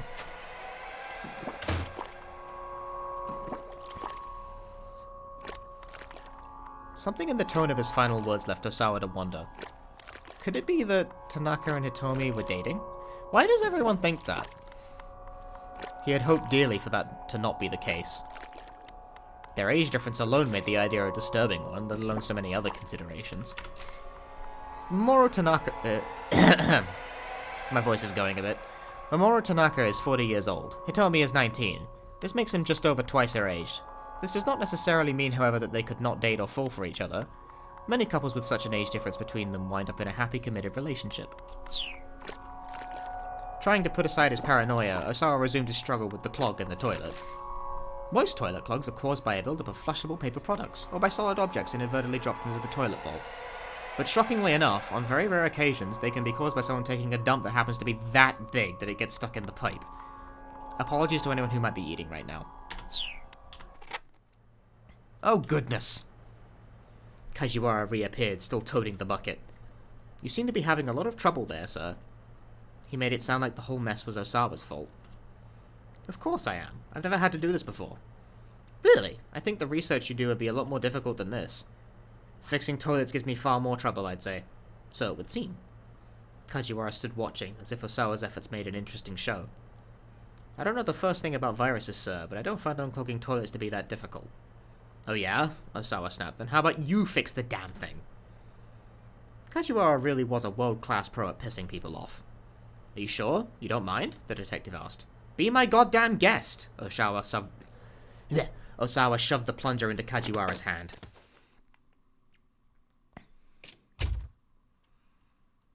Leaving the detective to handle the toilet, Ozawa marched back to his study. He turned on the CD player and lay back on the sofa, squeezing his eyes shut. He was seriously on edge. Kajiwara had totally broken his stride. What now? The door to the study slowly slid open. It's Detective Kajiwara, sir. Please don't come in here without asking. My apologies, Mr. Ozawa. I just wanted to inform you that the toilet has been fixed. Right, fine. Ozawa hardly cared. He just wanted this guy to give him a little peace. Oh my, is that really all you have to say, sir? Nary a compliment or encouraging word? Maybe a good job, Kajiwara, or you're getting a promotion, detective? Ozawa blew out his breath in exasperation. How are you a detective? I'm not sure I get your meaning, sir. You are completely clueless. I'd like to ask your superiors to replace you with a detective who knows how to take his job seriously. Mr. Ozawa, with all due respect, it's unusual for a precinct detective like me to be stationed here at a victim's home. What's your point? Not to brag, sir, but I happen to be an exceptional detective. Kajiwara beamed with pride. In fact, I made an excellent showing in the Superstar Detective contest we had on our police social media service. An online platform whose primary feature is allowing people to connect with one another. The police-exclusive social media network that Kajiwara belongs to, Poxy, is very strictly regulated, with any abusive language, slander, sexual content, or lame jokes deleted almost immediately. For a moment, Ozawa thought the bolt of incredulous anger that shot through him was the onset of a stroke. How could a single person be so utterly infuriating? And you can't tell anyone about this, Kajiwara went on obliviously. But this summer, a new detective manga is starting up, based on me. Planned for serialization in the MPD's monthly PR magazine, the chapter titles have already been decided. Chapter 1, The Fabled Detective Kaji. Chapter 2, Kaji Howls at the Sun. Chapter 3, Kaji Rides the Rails. Chapter 4, Kaji at Daybreak. Chapter 5, Detective Kajak. Chapter 6, Kaji, Queen of the Street. Chapter 7, Look Out, Kaji. Chapter 8, Kaji on the Edge. Chapter 9, Dance, Kaji, Dance. Chapter 10, Space Detective Kaji. And so forth and so on. Ozawa spat out a peal of feigned laughter. A manga? I can tell you all about the plot, sir. Would you like to hear about it? I would not. It's about a telecommunicating detective who solves major crimes using just his wits and his computer. Surely you'd like to hear about that, sir. I really wouldn't. I know I may not look it, but I'm pretty handy with computers. Kajiwara's eyes drifted over to Ozawa's desktop. His hand darted to the mouse. In a matter of seconds, he cleared the screensaver and booted up a web browser. Hey, Ozawa barked. Don't touch that. But it was too late to stop the detective. The monitor showed the page for Ayanet, a fan page devoted to Aya Kamiki. Osawa's imminent rage stroke was beginning to make his vision grow fuzzy. You come to this site regularly, sir? Regularly? Well, I'm not sure I'd, Ozawa trailed off, feeling the heat of a blush flare on his cheeks. There's a lot of stuff on this site. Is there a section you primarily spend time on? Well, I mean, for my part, I really only go to the fan forums for folks 40 and over. Aha! With a twinkle of curiosity in his eyes, Kajiwara peered at the computer screen. Having his privacy invaded to this degree was the ultimate disgrace. Alright, Ozawa huffed. You're an amazing detective, Kajiwara. Just incredible. I see you in a new light now. Now would you please...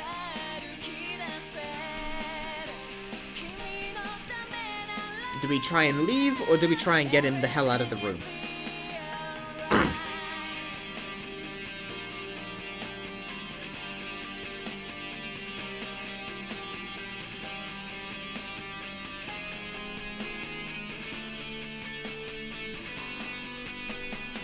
I'm going with get the hell out of my room. Now would you please get the hell out of my room? He tried to usher Kajiwara back out the door. Alright, sir, the detective said. Alright, I understand. I'll leave. But before that... Kajiwara slipped his hand into his pocket. I don't need a damn banana! It's not that, Mr. Ozawa. I have something that I think may be important to you. He held out a small plastic bag. Inside was a scrap of paper of some sort. What's that?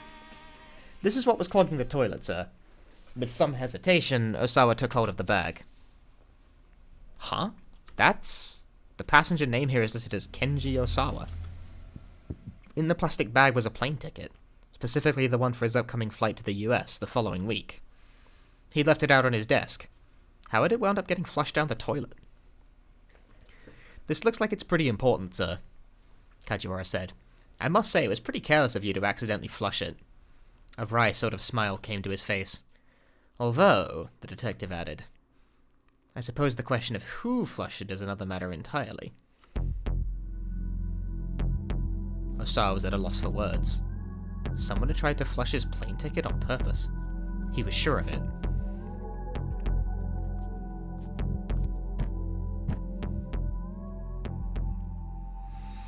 He knocked on the door to Ai's room, but there was no response. It didn't look like she'd gotten back home yet.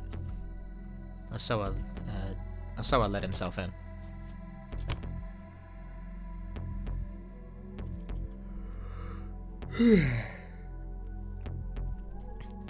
The stinging scent of her perfume pervaded the room, which was decorated all in white.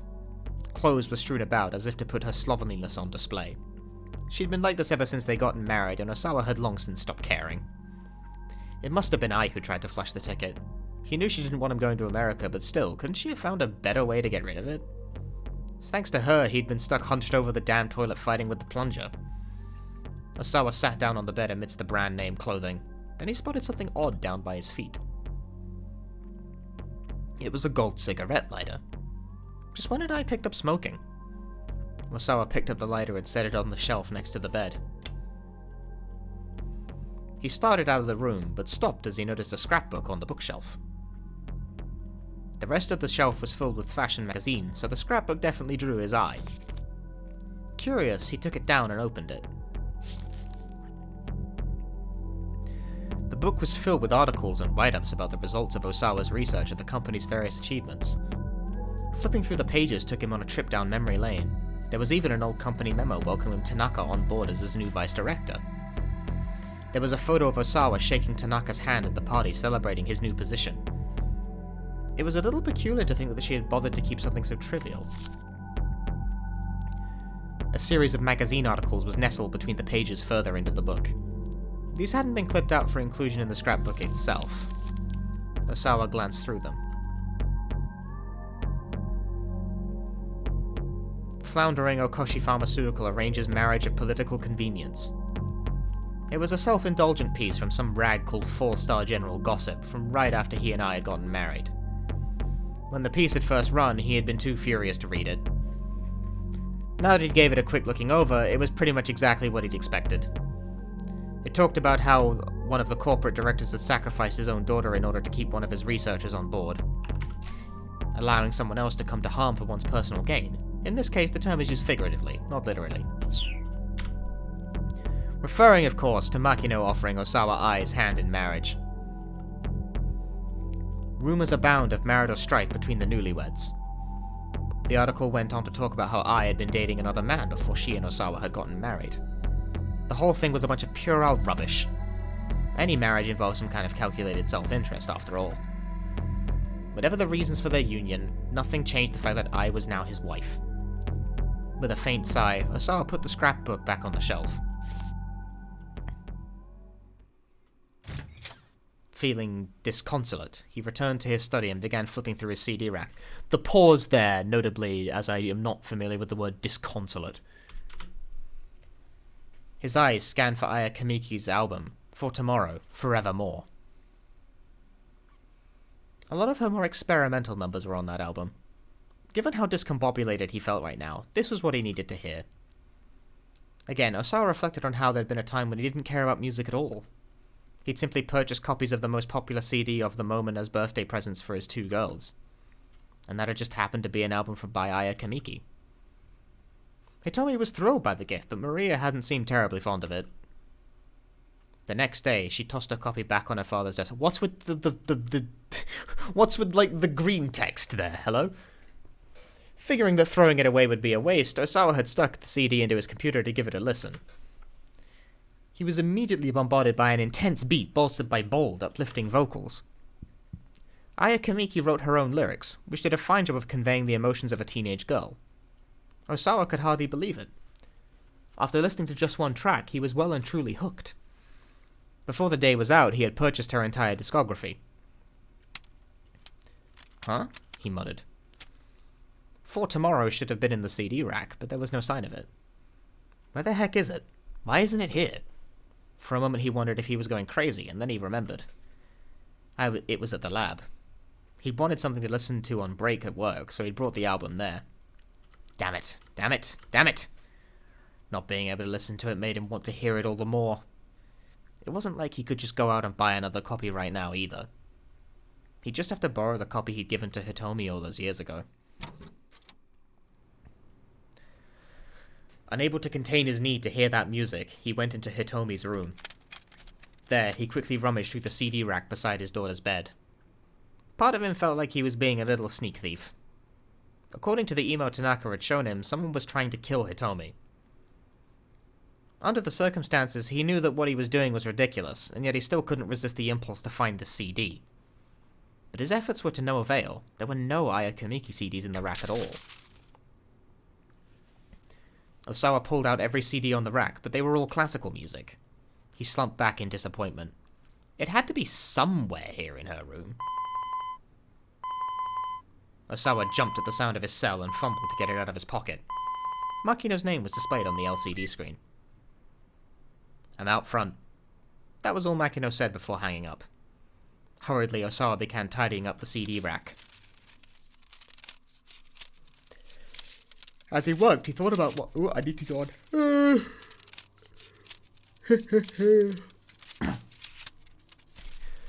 As he worked, he thought about what he was going to say to Makino. To think that someone had violated corporate policy to such unethical ends. It sullied his research. Ozawa wasn't about to let anyone get away with it.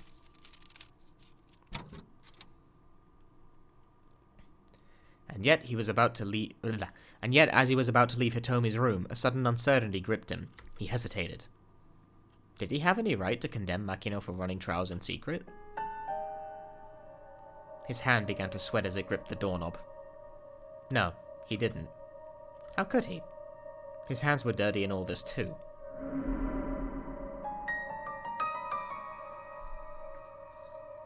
We need to keep this a secret, just between us.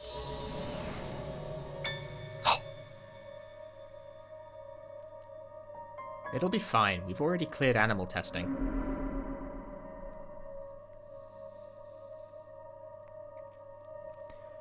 The memories hovered. Ozawa himself had already administered the antiviral to someone, hadn't he? It was the only way.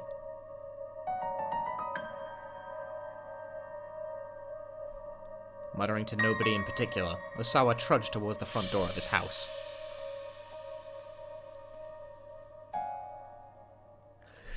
To be continued.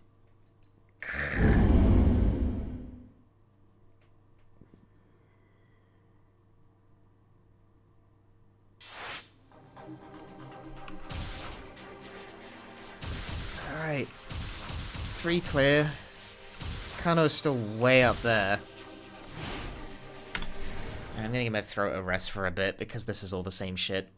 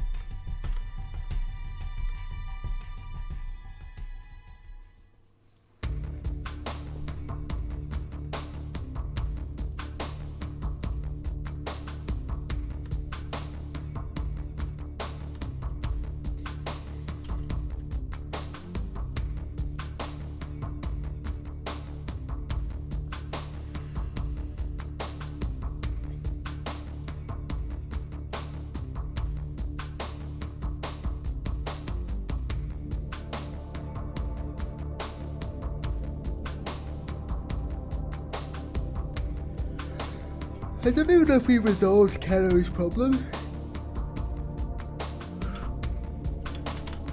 I also don't know why the line's, like, backed up this far.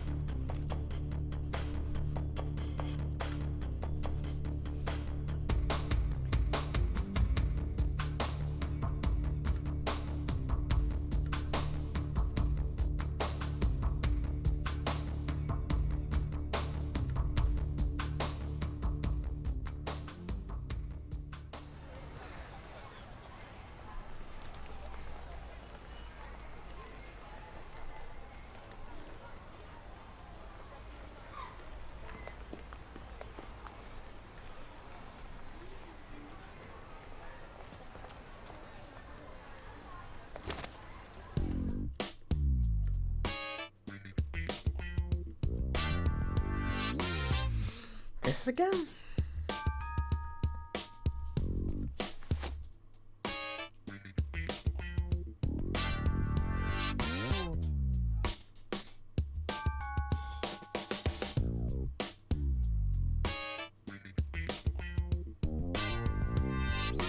Try the other choice, I guess, if that matters at all. Part of the communal safety section, which handles crimes pertaining to the public decency, finances, pollution, and so on. Juvenile affairs deals with misconduct and criminal I fucking hit the other button by accident. Criminal activity involving minors. Since many SOS members are underage, the Shibuya Precinct's Juvenile Affairs Division has been ramping up its efforts to deal with the gang. Although one detective in particular has been using this as an excuse to go on patrol at arcades, ignoring his duties in order to fuel his video game addiction. Sick.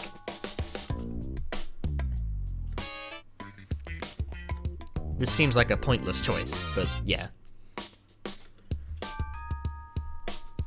Yeah, I don't know. Cano's whole, like, choice line backed up at some point, and I couldn't jump any further down the line. It does that seemingly totally arbitrarily.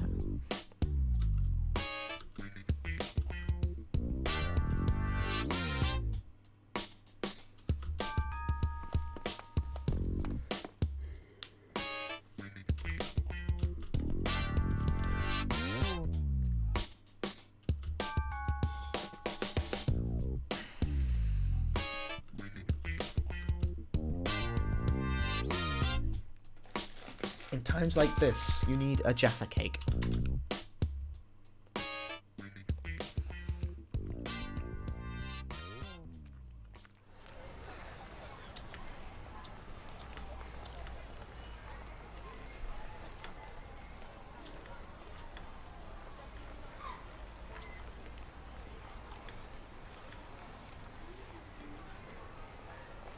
Just one of those street evangelists or something? Cool. Yeah, she kept asking me, but are you really happy with your life? Wig me out. I bailed out of there quick.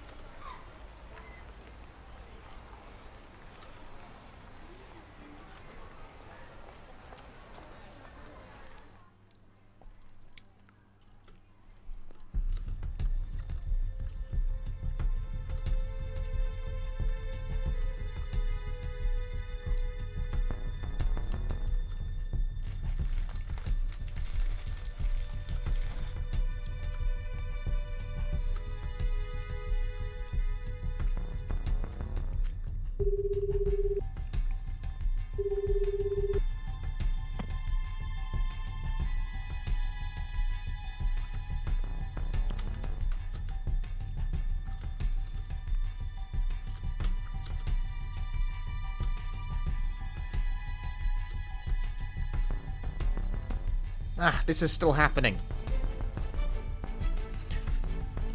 So is this not it?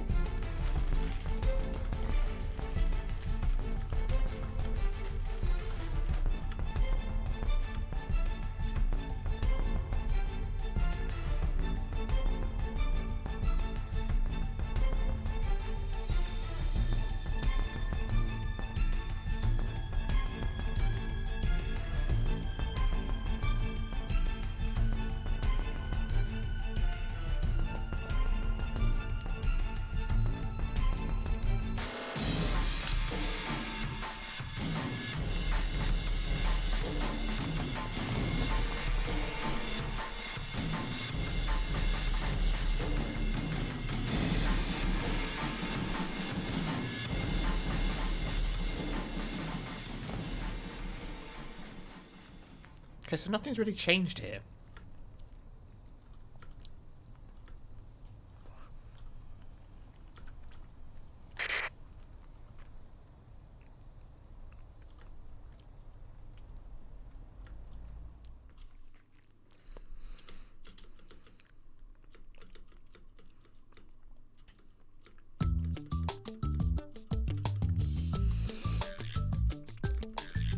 No, I don't think we have any more yeets to deal with. Yeets are only good for clearing keep outs, and there's no one else stuck at a keep out right now.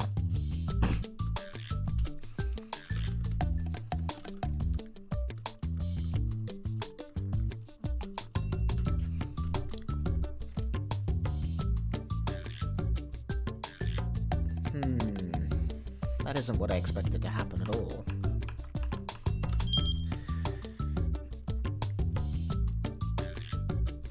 A certain someone needs to give those two some better advice, and a certain other someone needs to meet up with them outside of his or her house. Hey.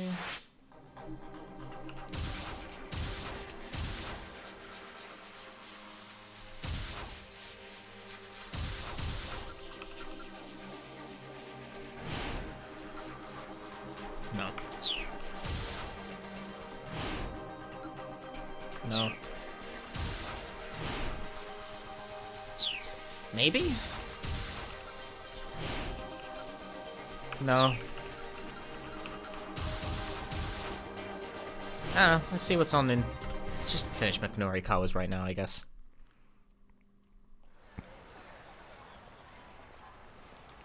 The plaza outside Shibuya Station was as crowded as ever. Minori Kawa looked around and soon spotted Chiaki. Hey, what are you doing? Oh yeah, this again.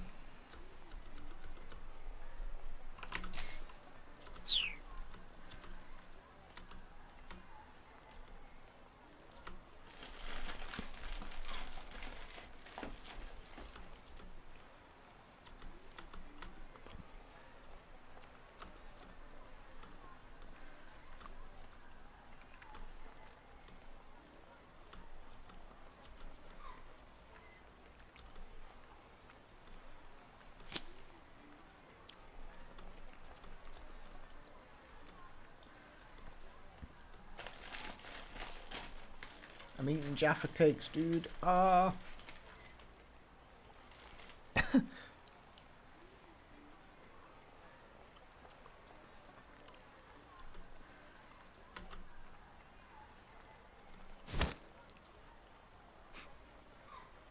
Fine, whatever. Now get back out there and get me some more.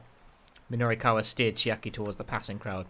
What, now? Yes, now. We've got no time to waste. I'll even stand by and watch for a minute. Now enough with the excuses and get out there. Minori Kawa looked on as Chiaki wandered through the crowd. Her anxious demeanor seemed to repel everyone around her. On the rare chance she did manage to flag someone down, the way she stammered through her initial questions made them take right off again. After a minute or two, she shuffled her way back, shoulders slumped. See? It's hopeless. Okay, some advice. First off, you aren't approaching the right people. Some people are clearly in a rush, you know? You're not going to have much luck trying to flag down a businessman who's visibly in a hurry. Now, folks who are waiting on someone, couples, groups, they're going to be less on their guard. But, I mean, if I do manage to nab someone, how do I keep the conversation going? Chiaki asked. That was indeed the tricky part. Whenever I get an answer I'm not expecting, I get all flustered. Chiaki, have you ever played tennis? Tennis? Well, yeah, I was in my school's tennis club. She struck Minori Kawa as being more the manga club type, but that was neither here nor there. Okay, that'll make this simpler. What's more fun, rallying with an opponent or hitting the ball off of a wall? Rallying with someone else, of course. Minori Kawa gave a hearty nod. And why is that? Because when you hit the ball off of a wall, you already know where it's going to come back to. Revelation dawned on Chiaki's face. Oh. It's the same with interviews, Minori Kawa said. Don't get flustered. Enjoy the rally. But I don't think I'm composed enough to enjoy it. Don't overthink things. Just let yourself enjoy the small talk. Small talk? Oh, I'm sure I'm not good at any of that. She was starting to waffle again. Okay, let me ask you this, Minori Kawa said, taking a step closer. Are you happy with your life right now? I'm not happy with my life right now, no, Chiaki muttered. She hung her head in dismay. Okay, so start with that, Minori Kawa said. Huh? Chiaki blinked a few times as she lifted her head back up. I'm not happy with my life right now, but what about you? Like that. Oh, okay. A sliver of liveliness had crept back into Chiaki's voice. Minori Kawa jabbed his finger right in her face. Right there, he said. Put on that face when you flag people down. Chiaki's smile widened. I'll give it a shot. Thank you so much. Sure thing. Good luck. Chiaki strode enthusiastically into the crowd and tried to flag down a Westerner who was walking hurriedly past. Did she even listen to a word I said? Minori Kawa felt his short-lived triumph melt away. Am I just gonna have to teach her everything again from scratch? Then he paused in surprise. Hold on. Okay, good. Whoa. Chiaki had snatched the man by the arm in an attempt to get him to stop. To Minori Kawa's amazement, the gambit worked. Before long, it looked like the two were engaged in some kind of animated conversation. Maybe she would get an interview out of this after all. Heck, the look on her face was actually somewhat confident. Sometimes people could surprise you once you got past their surface issues. Now Minori Kawa could head to the Burning Hammer sales demo with a little more peace of mind. Speaking of which... Crap, what time is it? In a panic, Minori Kawa checked his wristwatch. Think about this wristwatch. That will tell you how you think about the opposite sex and whatnot. Nani? The demo was set to start in less than 5 minutes. No, he really was cutting it close. Minori Kawa sprinted through the intersection, heading for Center Guide.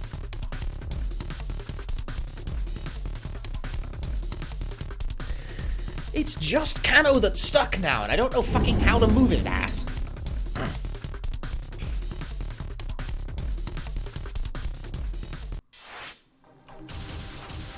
Cano remains stuck at a bad end. This choice doesn't seem to have any meaning.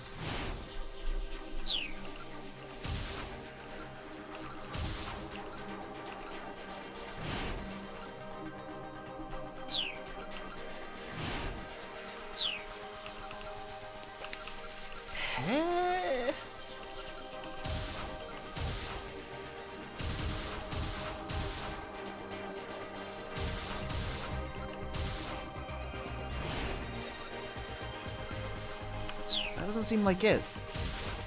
This choice, maybe? Shit, I hit the wrong button.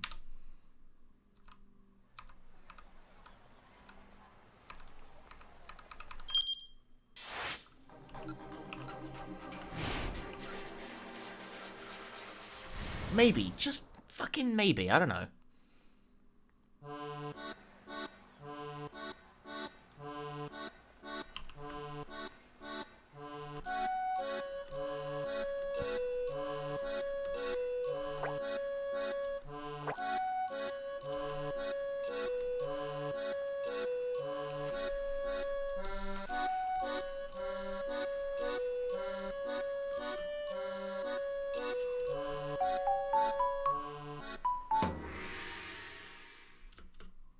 No, this is the same. And now I've backed up Tama's plot again. Fuck!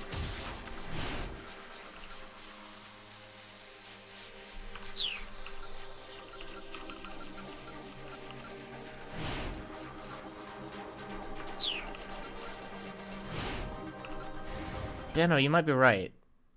I think it was this.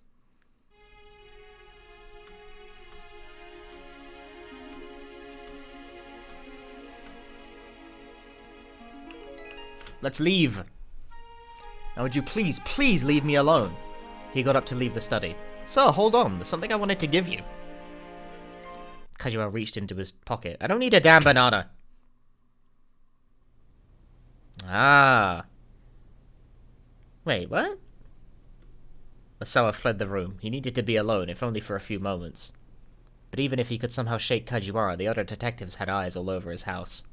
He had reached the limits of his patience. He couldn't even think straight anymore. He headed for the back door, trying to avoid the police. This is the right choice? But how does he find out about the plane ticket, then? Opening the door quietly, he slipped across the yard and out through the back fence.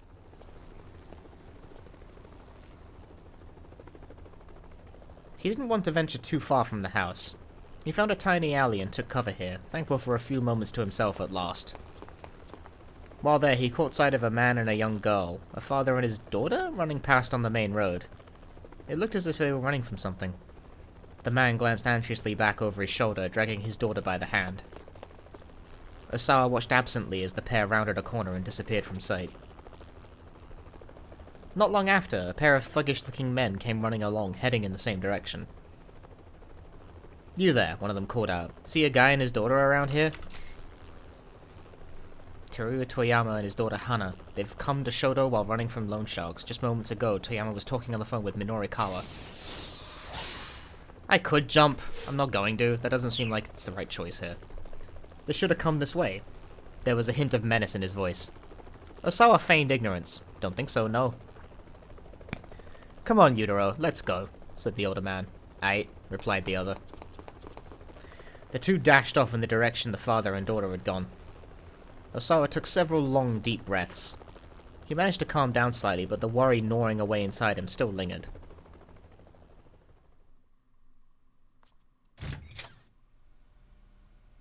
Ozawa groaned inwardly when he got back to his study. You're still here? Yes, sir. I was told to keep my eyes on you, after all. Believe me, it shows. Mr. Ozawa, if you're going to go outside, I'd appreciate it if you'd let me know first. What? Had Kajiwara realized he'd snuck out of the house? But more importantly, Kajiwara reached back into his suit pocket. I've been meaning to give this to you. He held out a small plastic bag. Inside was a scrap of paper of some sort. What's that? Ozawa asked. This is what was clogging the toilet, sir. With some hesitation, Ozawa took hold of the bag. Huh? That's... The passenger name here is listed as Kenji Ozawa. I think I can stop reading now.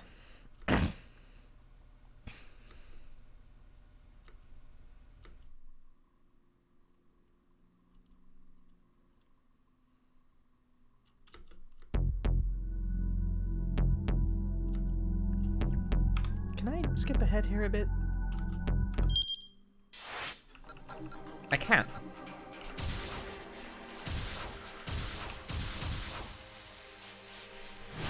But now Tama's locked. No.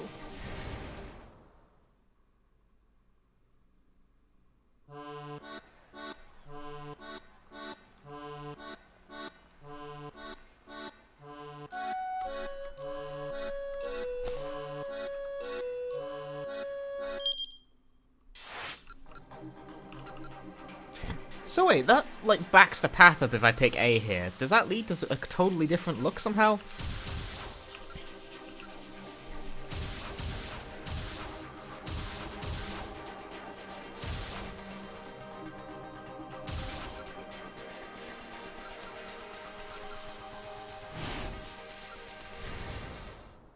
Wait, I guess don't tell him to go back to the office then?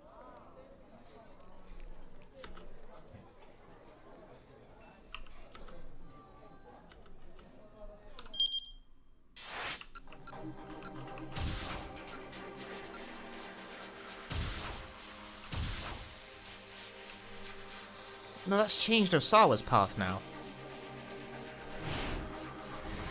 Heh?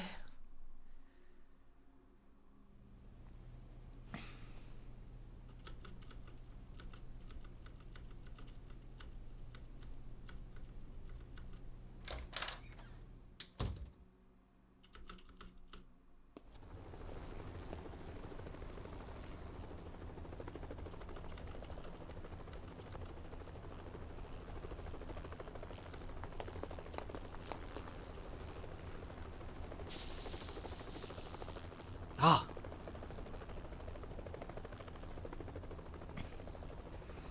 As he looked around, wide-eyed, he spotted Ozawa watching him from the alleyway.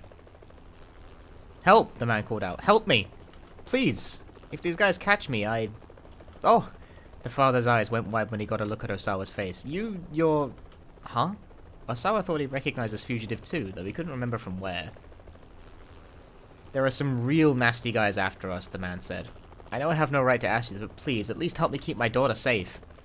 Probably you should go to the police if... No, they won't be able to help me with this. Please, I'm begging you, help me. I'm sorry, but... Please, if not me, then at least help my daughter, the man pleaded. Ozawa looked down at the girl. Unlike her father, she was calm and reserved. She reminded him of Maria just a little. These people needed professional help. Ozawa decided to call the police. Ozawa couldn't just stand idly by. He decided to help them evade their pursuers. The layers of complexity.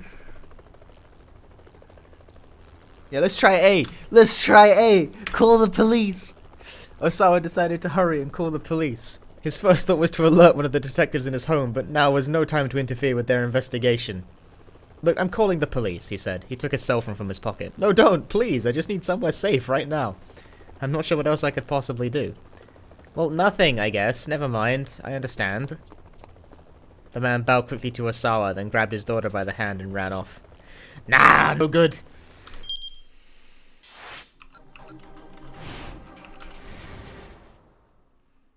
Roads lead to the same path that does nothing.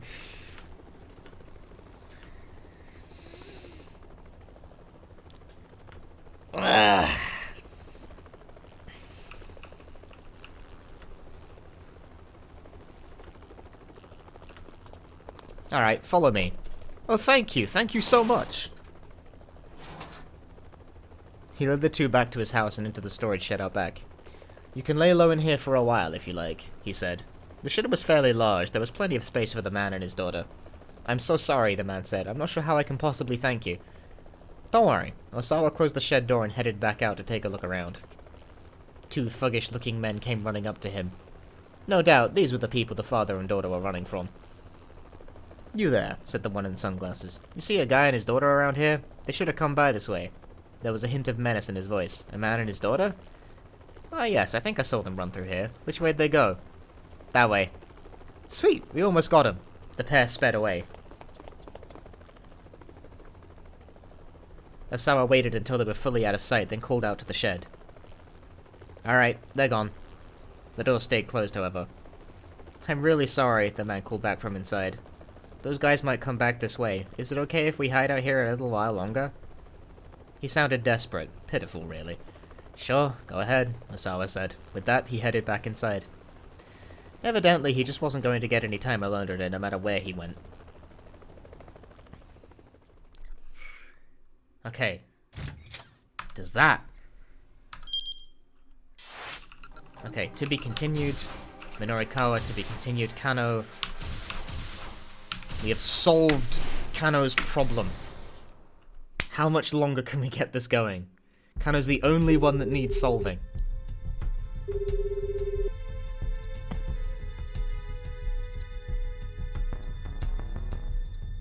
Visual novels are hard. Oh no!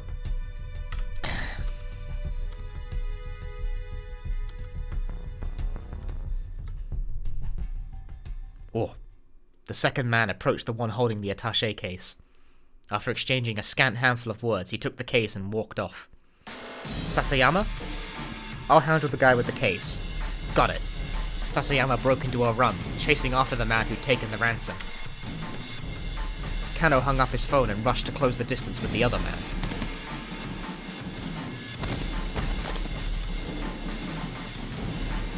You there, stop where you are! The suspect turned and Cano recognized his face. He was indeed a member of the foreign crime syndicate that operated in Shibuya. Is the hostage safe? Cano demanded. The man's only response was an unsettling grin. Answer me! But though he repeated the question, the man remained silent. Do we arrest the guy or do we do we use phone?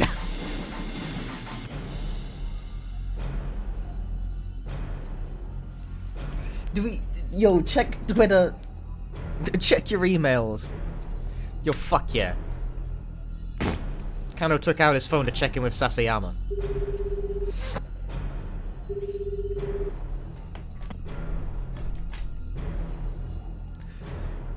I've got the suspect in custody, he said.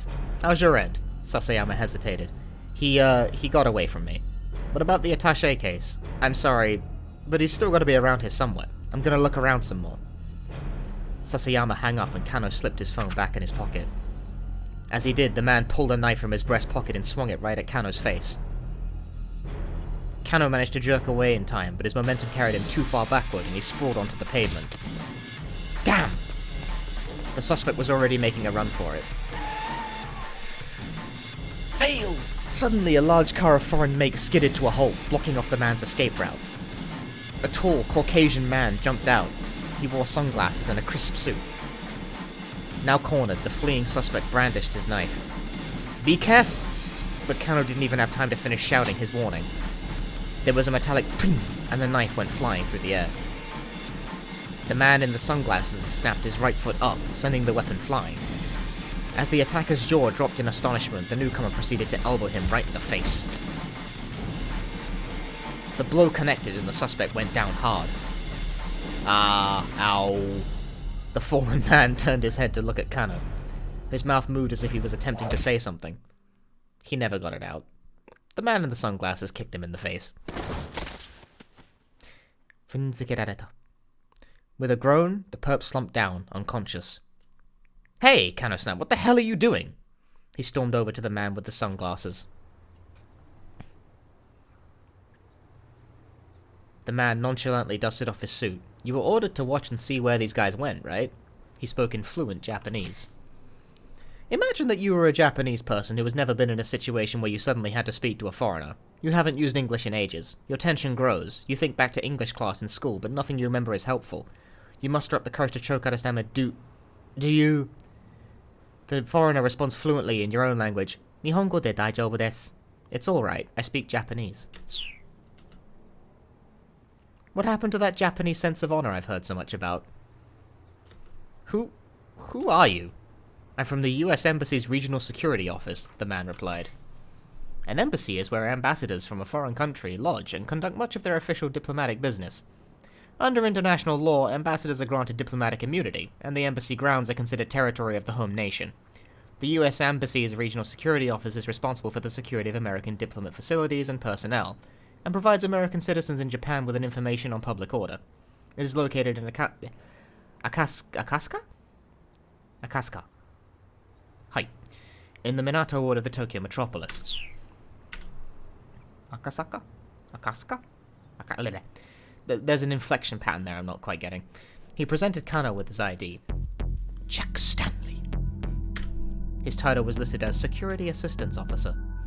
Cano glanced at the car he'd shown up in. The license plate was blue with white lettering. The Ministry of Foreign Affairs?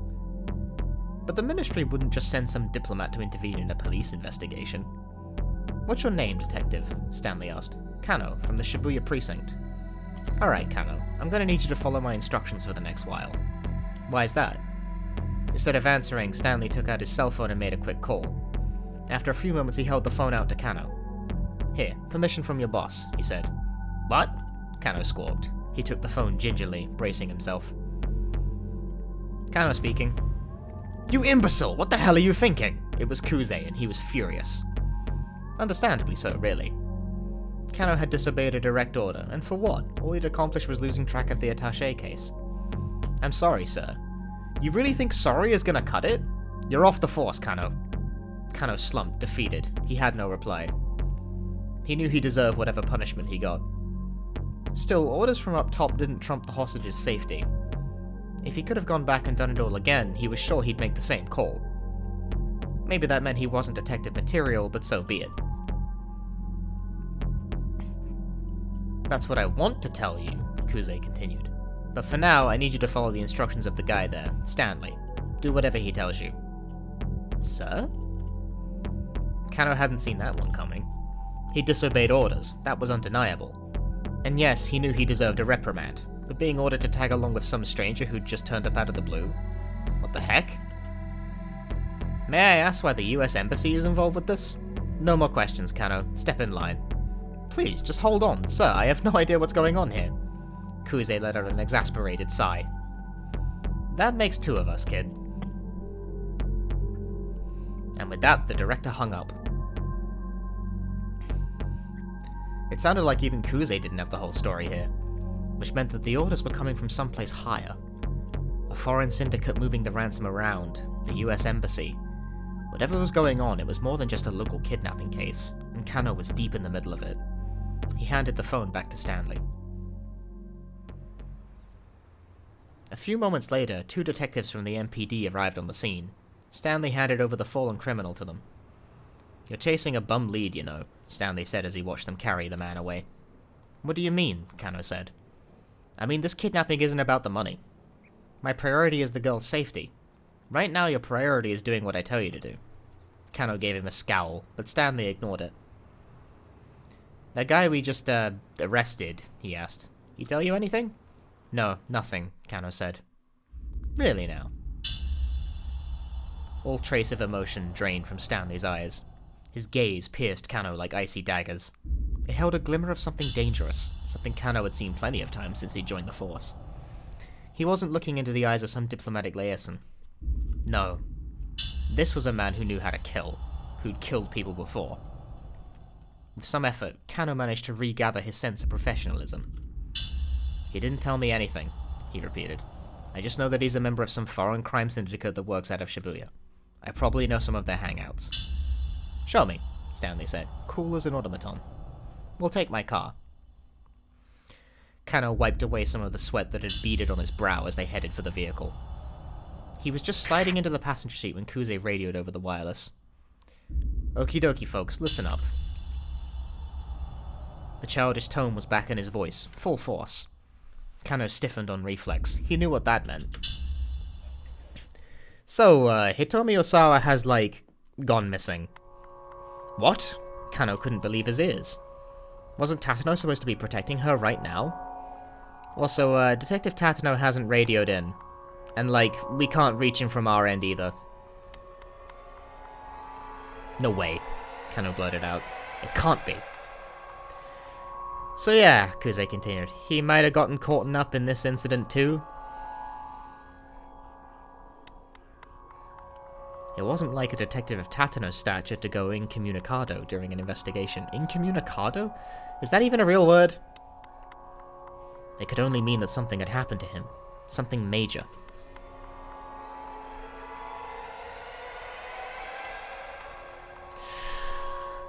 To be continued!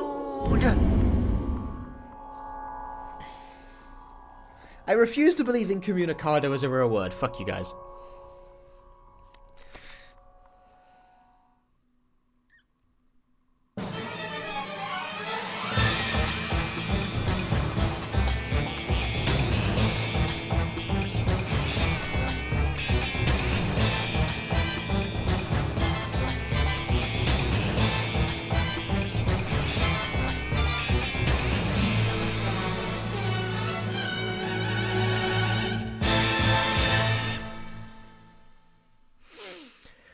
Noon is clear. Taking us to 1 PM. On that note, that's the stream for tonight. It's been 4 hours. That's already a pretty good length. And also, my fucking throat is about to die. Like, I'm not even fucking kidding. That shit's dead, dude.